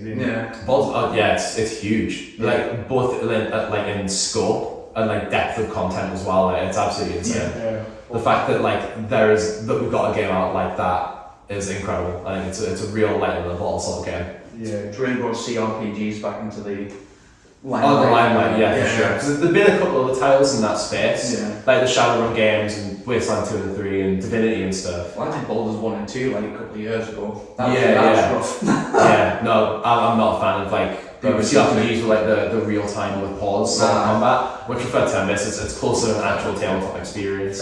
There's plenty of games that have come out there and they've always been like unfinished and that, and it's a mess. What was that? It happens, man. It happens. When it came out, it was like the day tomorrow or something. The day before. The day before tomorrow was inspired. It's actually just a broken mess. I only heard about that kind of like after all the controversy, and the footage just all looked alright, but I didn't see a huge amount, so I'm not exactly clear on what's going on. It wasn't what they advertised. So. I see. Yeah. Yeah, no, it's a symptom of the industry right now. It's like as games get like. It's going to be digital now, most of the games will just be. Yeah, for sure. Because the consoles are sort of getting to this phase now that. I've heard that the game shop now stopped trading in games. So the stopping trade. Yeah, so just selling now. Just selling. You can't trade them back in, which I guess just kind of. Because it feels like it just shoots themselves in the foot because they can make money off of games that are traded back in. CX now. that's just so bizarre. I mean, like, why would you do that? Yeah, because CS would just take up all that bloody I'll get all that money. Yeah, all that custom. Yeah. But what do I know? I just make games and play the Death Part. Do you play simulation? Do you like simulation games like driving games, simulator games? Could I play about that? You always get this one about simulation games. I am terrible for them. I find one that just looks utterly dreadful, and it is the greatest thing I've ever played in my life. For the 10 minutes I play it, I love it. You do the truck simulator then? Yeah, I've got like 1,500 hours in the Euro Truck Simulator. ETS2. Yeah, I absolutely love it. I've even I play the multiplayer mod all the time as well. There's like a trucking sort of simulator with metal bands as well.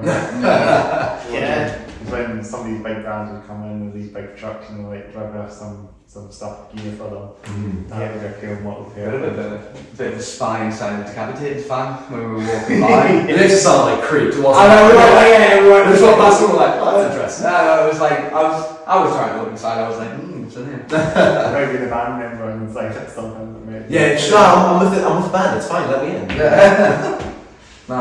I play truck games on my console, obviously PlayStation, I've got a PS5, so you've got these truck simulator games, but not ETS2 or that. But have you heard of On the Road truck simulator? I think it's called On the Road. It's not really a big trucking game. No, I haven't heard of that. That's the one I've seen it play on. Well, that's the one I play on the console. Firm is good as well. I play like PC. PC then. So some of those things still give us man. But like, I play Euro Truck Simulator a lot. What's your preferable truck then we'd go for then? Oh god. As you know, About the truck. It's a Scania. Oh yeah, Scania man. But, I'll look at the wee first one. Scania. I don't like Scania. It's the interior. I don't care about how powerful it is or anything. You know, it just I think it's the style one. it just looks nicer. Scania trucks are my jam as well, and I just like their style and the look of it more. The definitely stand out. I mean, I don't really like normal like the DAFs and M trucks, but I just like the Scanias just have that edge to it because they have this style and the ground it's a bit evil looking, so it's so cool how they design the trucks. Yeah. Everybody, and there's also the one that has the lats, one that's kind of like the one sort of the legendary V8 engine they're using as well. So they've really got a bit of a character and a Scandinavian, so a lot of Nordic truck drivers, maybe some metalheads from Nordic trucks. This is black metal, like delivering heavy goods. Like Yeah, they'll be metal Very people. personal life and someone's Amazon package. That's maybe the thing. Uh, Maybe we have some metalheads, Nordic truckers, they'll drive a lot of Scanias, Volvos up there. no, Scandinavian metal, Scandinavian trucks. Just match made in heaven. no. Check out TruckerTim as well. Shout out to TruckerTim if you know him. He's a truck. Yeah, he's a YouTuber. He does a lot of truck vlogs. So I watch him on YouTube. He's from England. He's from. I think he's not sure exactly, but he's from England, and he does his vlogs about trucks. He's got his own personal truck, Nice. and it's Scania. It's customised. He's got his name on it. So Awesome. I keep up with stuff and that in a long time. Like he's got lots of followers now. Should get him on, do it. Yeah, or you get one. Yeah. Come up, you can drive his truck and maybe give his smoke out there as well. Yeah, do the podcast in this truck. It'd be great. Yeah, that'd be brilliant. And on the roof. Yeah. You'll see if you keep an eye out, and if you keep an eye out on the Mike Taxi's truck, it's a lighty, really truck. Kind of like a sort of Air Max. Kind of products, ECC, sort of like the Air Max shoes, it's kind of that sort of white finish with the blue on it. It's quite lighting off. It's a really nice product.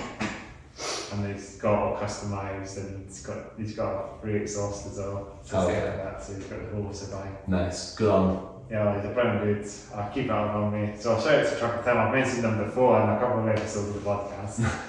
Yeah, you'll see this. It's going to be a bit of a hybrid of trucks and metal. I've got the Truckfest, I've got the truck shows, and me and my uncle got the truck shows in Ingolstadt. It's a wee area outside the city again, and they have the big. It's a big showground, so they have all the trucks on show. Well, some of the trucks are quite immaculate, keeping them all clean and that. Some old school ones there as well. So like 90s looking trucks, that got all the sort of nostalgia to them, so good trucks out there. Some really nice trucks out there. It's all about the style, and it's all about the. Oh, it's really all about just all about going there and seeing them and it's it's a good show. Awesome. Do you like about trucks yourself? Yeah, I mean, I'm not super into them. It's just like the way like you. I know you kind of how high HDB on the road sometimes. That's the thing. I mean, that doesn't bother me No. at all. But like with like Euro Truck, so it's like it's one of those like. I know it's a bouncer game. It's just really relaxing to play. Yeah, it's very accurate. All the DFC and the support of that game is mind-boggling. How they're doing it all enough. Keeping that up, keeping the support going, keeping the community going. It's a big game. It's probably a AAA game in simulation generally if it comes. It's like second to Farming Simulator. It's like these two big simulation games: Farming Simulator and Euro Truck Simulator. That's the only two big games that are AAA in the simulation category, I guess. Yeah. And you just kind of get so many. There's not been any games on the console, so we've got any truck games. All the trucking games have just been a bit of a flop at the end of the day, which is a shame because I always said that game could get them so I could just focus on doing this and that, Thing is, I don't know, I have nothing to it, so I don't take anything I say as fact, but I don't know how much of an audience there is for games like Euro Truck Sim on consoles, It might come to console. It might do, but there's a lot involved with getting a game onto a console. Because it's not on Unreal Engine, it's not Unity engine it's needed, because that seems to be like the console sort of thing. It's also like there's so many checks and you got to pay a lot of money and that sort of stuff, and so But it might just be not worth it for these studios. It might be worth it because they might get a big customer, a big community of console gamers that are crying out for this game to come, and I think that's hopefully going to happen. Fingers crossed. But Yeah, I hope so. maybe We want to play those sort of games. near future, you know. It's all about GTA 6 now, isn't it? Yeah. Soon, next year. Next year. As we're talking about today, did you see the trailer? Yeah, I saw it. It looks cool, but I'm not a GTA guy. Is the thing. Like, you know, great for the guys who are like into GTA and like love Rockstar games. That sort of stuff. It's great for them, but it's just not my book, you know. No, I know what you mean. But they have the headquarters in Edinburgh as well, Rockstar North. Yeah, Rockstar North. Another shout. Nah. Rockstar North, shout Rockstar North. Get somebody down on the podcast. Yeah. You know, there might be some metalheads, because the game development is kind of a sort of metal thing, you know. Yeah. A lot of metal guys are in game development, yeah. There's definitely a bit of that. CEX, there's always a metalhead there. Yeah, every time, you know what it is. It's a game, it's a community as well. It's this bit casual thing that a lot of them like, you know, playing in the bands, playing video games, you know, it's a bit, you know, it's a kind of relaxing life, you know, video games and developing video games, you're not... It's crazy how much it's come on, like, as far as, like, just being, like, as a medium, you know, like, I remember... Like the PS2 and that. Like, yeah, back in the day, with the PS2 and Xbox, or the 360 and the PS3, and it was still kind of niche. But it feels like over the past few years, it's just like it's massively exploded. Like loads more people now are playing games than there ever was when I was growing up, at least. So it's just it's a little bit surreal to me. But it's cool, man. You know? It's getting it's going to be a big community. Hopefully there'll be some good games hopefully coming out this year as well. Have to wait and see. There's only January. January, got one load ahead to see what's going to be announced, hopefully. Yeah. Do you have a console yourself? I have a Switch, which I play mostly for first party Nintendo games, but most of I play is on PC. I still have a PS4, but I built a computer when I went to university for my course, and never looked back. PS4 is kind of past its sell by date just about now. Yeah. I had the PS4 for a while as well. Like, I've been thinking about getting a PS5. It's something that keeps I keep going back to every now and again, like, oh, should I get one? But it's still like there's one game. It's like in the games at the moment. There's one game I've won before. Next gen, current gen consoles.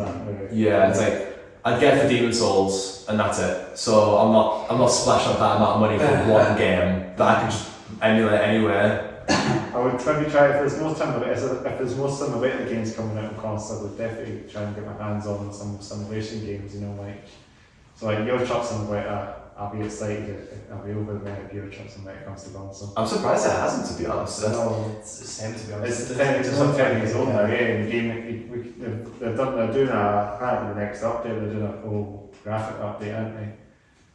I don't know, That's what I heard on one of the videos I've been watching. Apparently people doing a rewatch, so it's going to be like a mega new game. Yeah. But it's surprising how the graphics still look amazing for a 10-year-old game, you know. Yeah. Just investing in graphics technology, and like I guess a lot of it is like it's had a couple of it's had reworks done as well, so they come back to like old maps and rework them. Yeah. It's crazy how much like things like post pro SCF software as well. They're probably a massive development company now. Like they're probably AAA games now to do, because they do American Truck Simulator as well. That's it's the American version. But they used to do all like the old. They used to have the old Euro Truck Simulator from 2008. I remember that. You probably get some nostalgia going back to it now.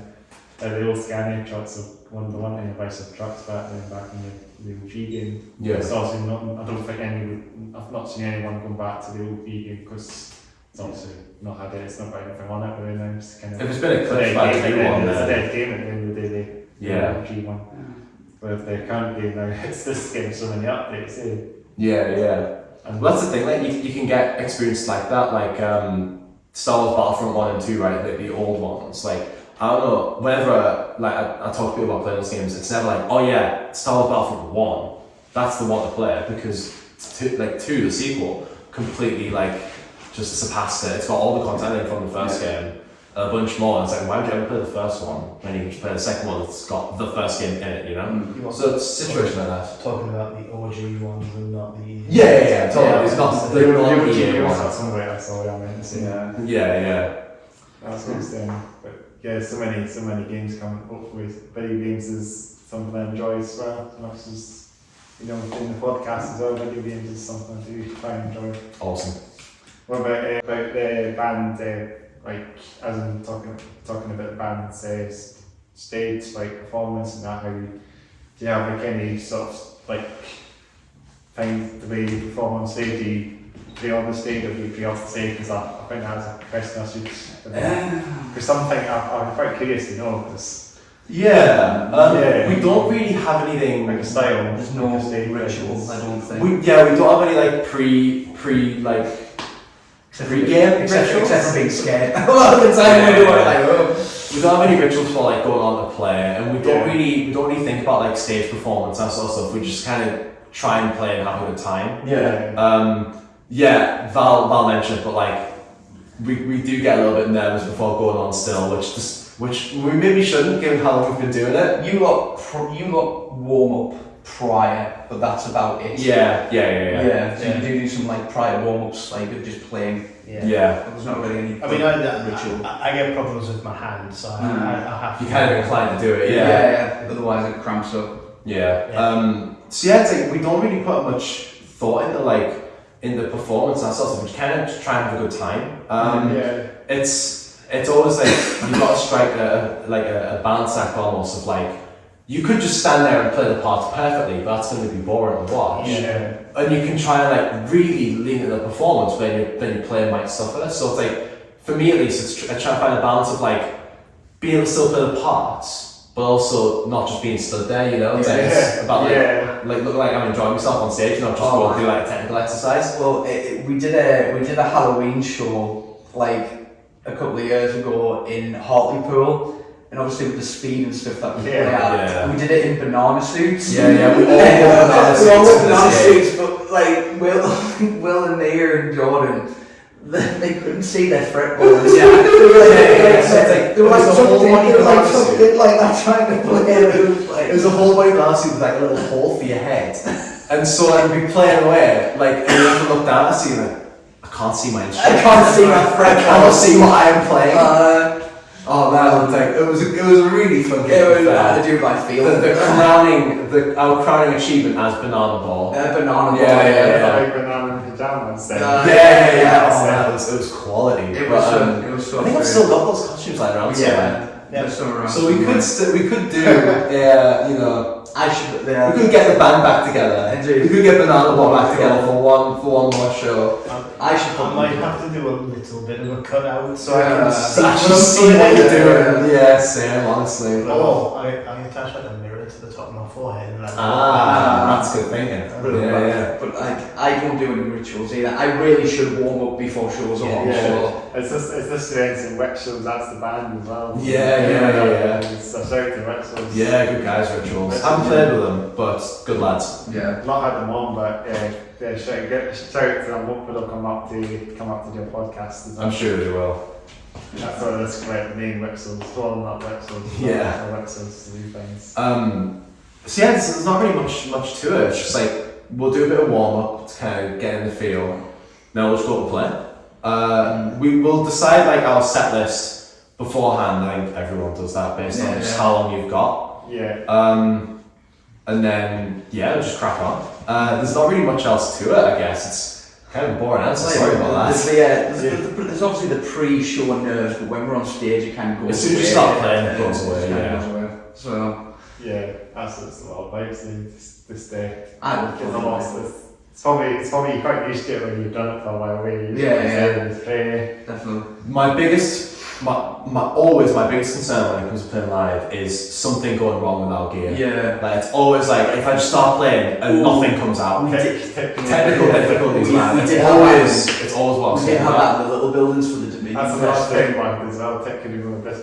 See, it all comes back to it, man. It all works its way back. We had technical something. We had one where we were playing a show, and our drummer's kick drum the Oh my God, the plug for it actually snapped in two, and we were supposed to be on that night, and it happened when we were there. And I remember you just having to drive around to like Morrison's and like Asda and stuff like that to try and find the specific plug for us to play. It was a nightmare. It was so scary. And it just broke through like such innocuous means as well. Yeah, Some gear around and It snap. just snapped in two. Yeah. Great. Well, yeah, it's because it was it was a DC plug. Sorry, it was an AC plug, and they like reversed the polarity of it. DC outlet.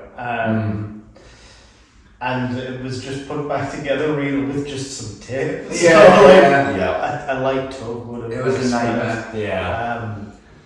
Thank God we got We've some had, there's been a few mishaps. So the one Inns of Misanthropy gig, it was during the summer. It was really, really, really warm. And This isn't even the Tom part. I got there before you did, and the sound girl, like the last that was doing the sound, came through and was trying to open the shutters, but she couldn't open one side of them with the lock, and the sun had been hitting this lock kind of almost like a weird magnifying glass would in a film, and heated it up. And I just went, it's okay, I'll try and open it. And remember, the metal was hot to the touch, and I put the key in and I turned it, and the key just tore off in my hand and left. I'm surprised they got that sorted out, because I was like, oh my god, this is the second gig I've played with this, and that's happened. I was like, oh no. But then Tom forgot a snare drum. And then Tom forgot a snare drum as well. Yeah. I didn't know that. That was a good. I really messed up in the beginning. I was like, oh my god. So we've had some mishaps, but nothing's ever really kind of went. Nothing has gone like catastrophically wrong. Yeah. Thankfully. I think the worst I've ever had is I broke a string. Yes. And that wasn't even with That this wasn't band. with us. Yeah, that was with the previous band, wasn't it? Yeah. Nah. It's all been. That happens, doesn't it? These things. Yeah. Yeah, it's just something small comes into something. yeah, it's about time learn to kind of adapt from those, I guess. Yeah. Yeah. So sorry, boring answer. Yeah. As far as like stage performance and stuff, we don't really think about it. We just kind of go and play and have a good time. I just try and hype the crowd as much as possible. Yeah. That's it. It's always like, I think one of the things I don't like to do though is like, if we want like an answer for kind of like stage stuff, is I'll usually ask the crowd to do something maybe once or twice. That's it. And if you don't, and if you don't get it, Don't it's kind of best to just leave it. Yeah. Like I see quite a few bands sometimes where they're like, oh, what are you doing? Why are you not doing this? And it's like, look, man, they don't know who you are. They just want to listen to the music and see they gel with it. It always makes us cringe, like when bands like really try to get some engagement out of the audience. It's like they'll do it if they want to. Yeah. You cast the line, they ain't biting. Don't just keep casting the line, there's nothing there. And don't get angry when they don't do it. Yeah. It's not good luck. It's not, no. Mm-hmm. Yeah. Bit of a track. So we ask, I'm trying to think, so we ask about, maybe we could talk about, maybe we could just talk about like things in a favourite metal album or something. Alright. We said 15 minutes. We're gonna have to confine this to like. Alright. Like, are we talking like Top three. Top three? We'll do top 3, right? I'm gonna let you Awesome. go first, one, so I need to think. Alright, okay. You can go first. Sure thing. So I phase in and out listen to a lot of different stuff. I'll go through phases where I'm listening to like one band and one album, like load, and then I'll move on with something else. Yeah. But there's 2 albums which stay in constant rotation for me, and that were an influence with the new material quite a bit. One of which was already come up was The Flesh Prevails by Fallujah. Again, like, I love that tech death, that tech death sound, like a little like ethereal sort of atmospheric elements to it. It's a great combo. Again, it's another like that like post-cynic sort of tech death. I'm a huge fan. The other album is Port Levi by Erebor Socials. They're like an Australian prog band, and they're the ones who kind of who introduced us the idea of like doing these longer songs, right? Because they released this album in 2012, 2013 or something, and like every song about like one is like 10 plus minutes long. It's great. And it's very melodic, it's very atmospheric, there's like a violin player in there, all the riffs are really great as well. It's an awesome album, and it's, like I say, it's one that I keep coming back to for influence. And the third one, which is one that I will listen to a lot, like a load right now, is Spiritual Black Dimensions by Dimmu Borgir. Dimmu Borgir. Yeah. Dimmu Borgir were the band that kind of got me into extreme metal about a decade ago now, and I used to listen to them like all the time. Right, they were like the band, and then as I grew older, my taste sort of changed, and I got into all these other bands like Fallujah and that sort of stuff from there. But Dimmu Borgir, they headlined a festival last year, like Beyond the Gates in Bergen or something. I didn't go because I didn't know it was on. It's in Norway, but they headlined this show, and they played like a load of music from their entire back catalogue. Like they played songs live there they hadn't played for like 25 years, right? That's insane. It's insane. And I was like, and I watched, I was like, I cannot believe they played this song. This obscure song from like the first album live for the first time in decades. It's like they have to learn it all again, don't you? Yeah. So, and that made me realize like, oh no, like, Dimmu Borgir are great. And so I started listening to a bunch, and then really got into Spiritual Black Dimensions. I think it's arguably the best album. Love it. Can't get enough of the stuff. I'm probably going to listen when I get back home. On the way back. Yeah. My 3, I'm a bit more varied than you. I do like the stuff that we listen to, but I like things like hardcore and black metal and death metal, and I also like things like power metal and that as well. Yeah. I would say my top 3 albums that I can think is probably, first of all, Where Owls Know My Name. Great album. Rivers. It's like that. I love that album at the front. Like, it's just great. I really love Unleash the Archers, Apex. That is just another absolute banger. You mentioned power metal and that was well. Unleash the Archers. Yeah, great band. And I will say, because these lot got me into it, it would be probably Slipknot self-titled, but that's because that's my genesis of where like I originally got into the stuff we're into now. Yeah. So I can do I can recite the first 3 Slipknot album lyrically if I was to hear the song perfectly. So I suppose it's the same thing for me with Spiritual Black Dimensions, right? So those are my 3. Awesome, great albums. Yeah, so mine would start with Rivers of Niles, Where Owls. I've never heard that one before. It's just a fantastic album. It's like Monarchy, their album before that, was much more death metal-y. For sure. And like Where Owls Know My Name brought in a lot more progressive elements and saxophone, and who doesn't love saxophone? It reminds you of what's the band called again? The saxophone. With saxophone? Yeah. Like The Shining or something? Or There's a band called Shining. It's like black metal band called Shining. They're the saxophone player in them. That album's just like phenomenal. Top tier, The next one would probably be either Spiritual Migration or Athma by Persephone, who are like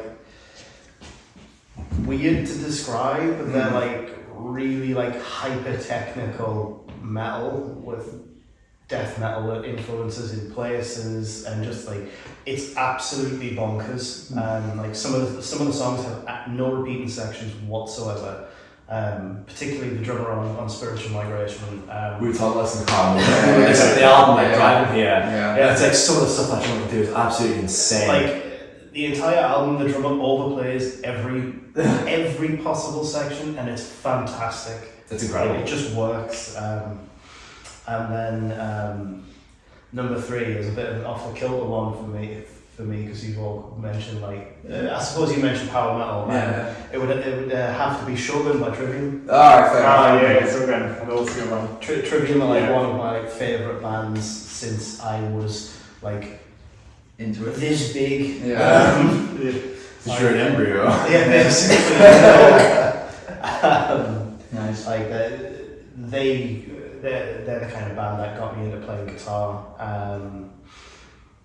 And it kind of just goes from there. I heard of All That Remains, and they were a lot heavier than Trivium, like sort of bordering on that death metal kind of stuff, especially with like is This Calling? This Calling, it's a great song.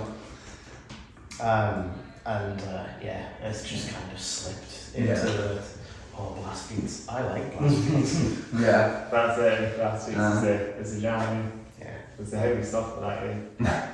What about like the Black Dahlia, Murder and Whitechapel with some of these bands? Black Dahlia, they're a band I only got introduced to semi-recently through my other band Void. They're big into Black Dahlia, it inspires their music a lot, and so I started listening to that band through those guys. Kind of old school as well. But Yeah, oh man, they're great. I can't, like, they're another band that I've slept on for ages, and yeah, they're awesome.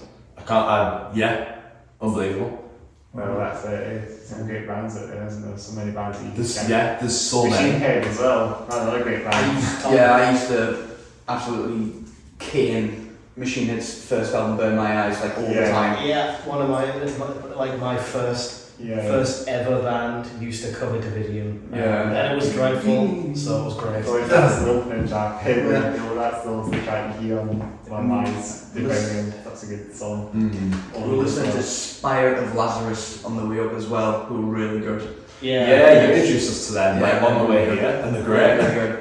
Another band to listen The to. top tier band. I'm gonna spin this round though. What's some of your favourite albums? If you had to choose like the three. Yeah, top three. I am getting more into this sort of metalcore side of things, but I'm not like a thrash metal, like old school brass. I like Metallica. Yeah, solid choice. But Bullet for Valentine, I mean, that's the first band I got into metal, so maybe we'd say one of these albums, don't know, Poison probably. But I do like some metalcore. I might say Fallujah as well. Nice. There's so many albums that you just can't pick, like you just... Yeah. Yes, since mentioning my favourites, been like, oh well, this album and this album. It's such a I listened to a bit of Bow Tomorrow a bit more, like Black Flame. Do you like Bow Tomorrow? I've heard them. They're alright. It's not my thing, but It's metalcore. So yeah. Oh, I think Bury Your Dead. Black Flame, is it Black Flame it's called or something, that album? That's the album with the black cover with the frame on it. But they're a great band, Bow Tomorrow. Another band, maybe get them on the pod and then get to the point then. They're from Southampton, so they're quite far down the map. well, I'm sure we'll come a podcast. I think I got introduced to one of my friends maybe sent me Very Tomorrow years ago. It might be Man on Fire, so that's a bit of a throwback. Very Tomorrow. They're a great band. Not seen them live before, but maybe one day it'll be on my go-to list. And some great metal bands. I do like do you like Warner pretty good. I've heard little bits of. They got some brass beats as well. I've heard little bits of Lorna Shaw. They're another one of those bands that kind of just exploded in popularity, like Salt and Prevail, and it's had the same thing. To the Hellfire as well. To the Hellfire. Yeah. Well, it's Wellness. It's the guy in the book now. The band up to 11. And it's another band as well, Sweet Token as well, is a band that's been talked about recently, but it's not. They got big from TikTok, like TikTok really helped Yeah, them. they're not really, I don't see them like fully a metal band, but everyone seems to say it's in the metal scene or it's in some rock metal thing, but even if they look like they've got not past songs. Maggots. It's not my thing, Sweet Token. I've tried, not about it. They've got some pretty heavy tracks, to be fair. I might listen to a bit more Sweet Token, but I've just only heard the name. I've probably heard one of their songs, maybe. I got sent The Summoning by a guy from work, and that one was pretty heavy, and I was like, oh, this one's alright. But then I went from there, and it's like Sam Smith metal, you know? Yeah, and I'm not saying that as like an insult, although I kind of am. It's a bit poppy. It's very poppy. It's not what I'm about. They want to try and fix as much in the song they can, hybrids in the way. The band's trying to get as much as they can out of it's a metal and rock, you know. But yeah, it's so many bands out there that are just doing that and they're falling in the limelight. There's so many bands coming out there. So I should tell you another Edinburgh band to go maybe wrap up completely. Took out a band called Dog Tired. I've seen Dog Tired. I didn't realise they were from Scotland, but I've seen them do a lot of shows like touring around. They get a few of our mates have played with Dog Tired. They've always been great. Machine Head or Panther, this old school groove metal. Yeah. I had them on the podcast a while back now, but they had an interview done, so you'll catch that up on episode 22 maybe it was, or 23, I can't even remember what episode it was now, there's done so many, 36 episodes in, All these bands you got to interview, you know? It's full schedule. I need to get bands on. different areas like Newcastle. Yeah. Up in town. They do the circuit a lot. You usually get some more bands from the north-east of England as well. Well, if you get Lee in Wales, you get 6 bands right there. So yeah. Go by Raptors on as well and stuff. Nah. So you've probably seen that in 1080 Trees as well, one rock band from Newcastle. Yeah. It was well as well, and he was the last Newcastle band. It was Tired of Fighting as well. So to all the Newcastle bands, it's a great scene. So to their scene. Yeah, it's awesome. Scene, it's a big scene. I guess it's a big scene. It's probably, I don't know how big it is. Is it big in Edinburgh? I don't know. It's probably got a few good things through there's Gateshead as well. Yeah. But once we've done this as well, it'll be up on them, and if they see it and they ask about it, we'll tell them about it as well. So, yeah. Well, it's good to know. It's good to see all these bands coming out there from that neck of the woods. So so we just wrap it up then. Yeah, we call it that. It's been a real pleasure. Yeah, it's been a good chat. Different ones. That's a good way to end it. That's it. And obviously the piss bumps, so let's do some piss bumps there. I'll do what I'll do. I'll do my sort of end things. Thanks for watching, listening, or watching the Hats Off Down podcast, episode 36 of what's the name of the band? Erebor, that's alright, yeah. We got called Erebor one time, so Erebor, Gosh, thank you for having us. So thanks for watching the Hats Off Thanks for watching the Hats Off Down podcast, episode 36 of Erebor. Nice from Newcastle-on-Tyne. So make sure to like the video, make sure to subscribe, make sure to comment below. Also, there's in the description box below in my secondary channel, see Headbanger. So all your video game stuff, you'll see all that. Just like we were talking about, some Truck Simulator stuff there as well. Check that out as well. And also, I think I announced this on a podcast before. I've got this RockCon thing happening on the 3rd of March this year as well. So it's in the Wee Red Bar. 3rd of March, it's part of the Edinburgh Uni as well. So if you come along to that, get as many metalheads as you can. There's a couple of bands training that night as well. So we've got Staple tomorrow. I think you've got a band called Paper Sailor as well. Another band, I can't remember, but it's like 3 bands playing that night. Awesome. So if you're in Edinburgh on the 3rd of March, Sunday the 3rd of March, come down. I'll be doing a live podcast there apparently as well. Great. That's awesome. Okay. Come down, get as many as you can. It'd be brilliant to see as much as we can. So I might be interviewing some of the bands that are there that day. Maybe some others, I don't know how it's going to work, but I was invited along to it. So it's called RockCon, so rock, shout out to RockCon. Nice. So it's just rock.com. Not con's a website, but it's rock, but it's got a dot and it's com as in CON instead of M. It's not what convention, I should say. That's the field name, it's just short, So it's a convention, it's lots of stuff happening, I think. So awesome. I think it's the first that's happening in Edinburgh, so I'm really looking forward. And I'm glad to be part of it, so thank you. Awesome. Thank you for having us. Thank you very much. It's been brilliant to get you guys on. So we'll give some fist bumps. Let's do it. There we go. Let's do the outro. Thanks there. So we say around to we do a wee outro or something different. So we do an outro. Got anything in mind? No idea. Maybe some. What? We should do like an outro tape, An outro tape? We have been Erebor. It's been a lovely chat, and we'll see you in Edinburgh on the 10th. February. Yeah. To the masses, We'll see you next time. Yeah, we will. Coming back to Edinburgh. Yeah, look forward to it. It's a good time. Hopefully down for it. See some of the Ed bands that are playing that day as well. Yeah, awesome. But yeah, thanks again for listening.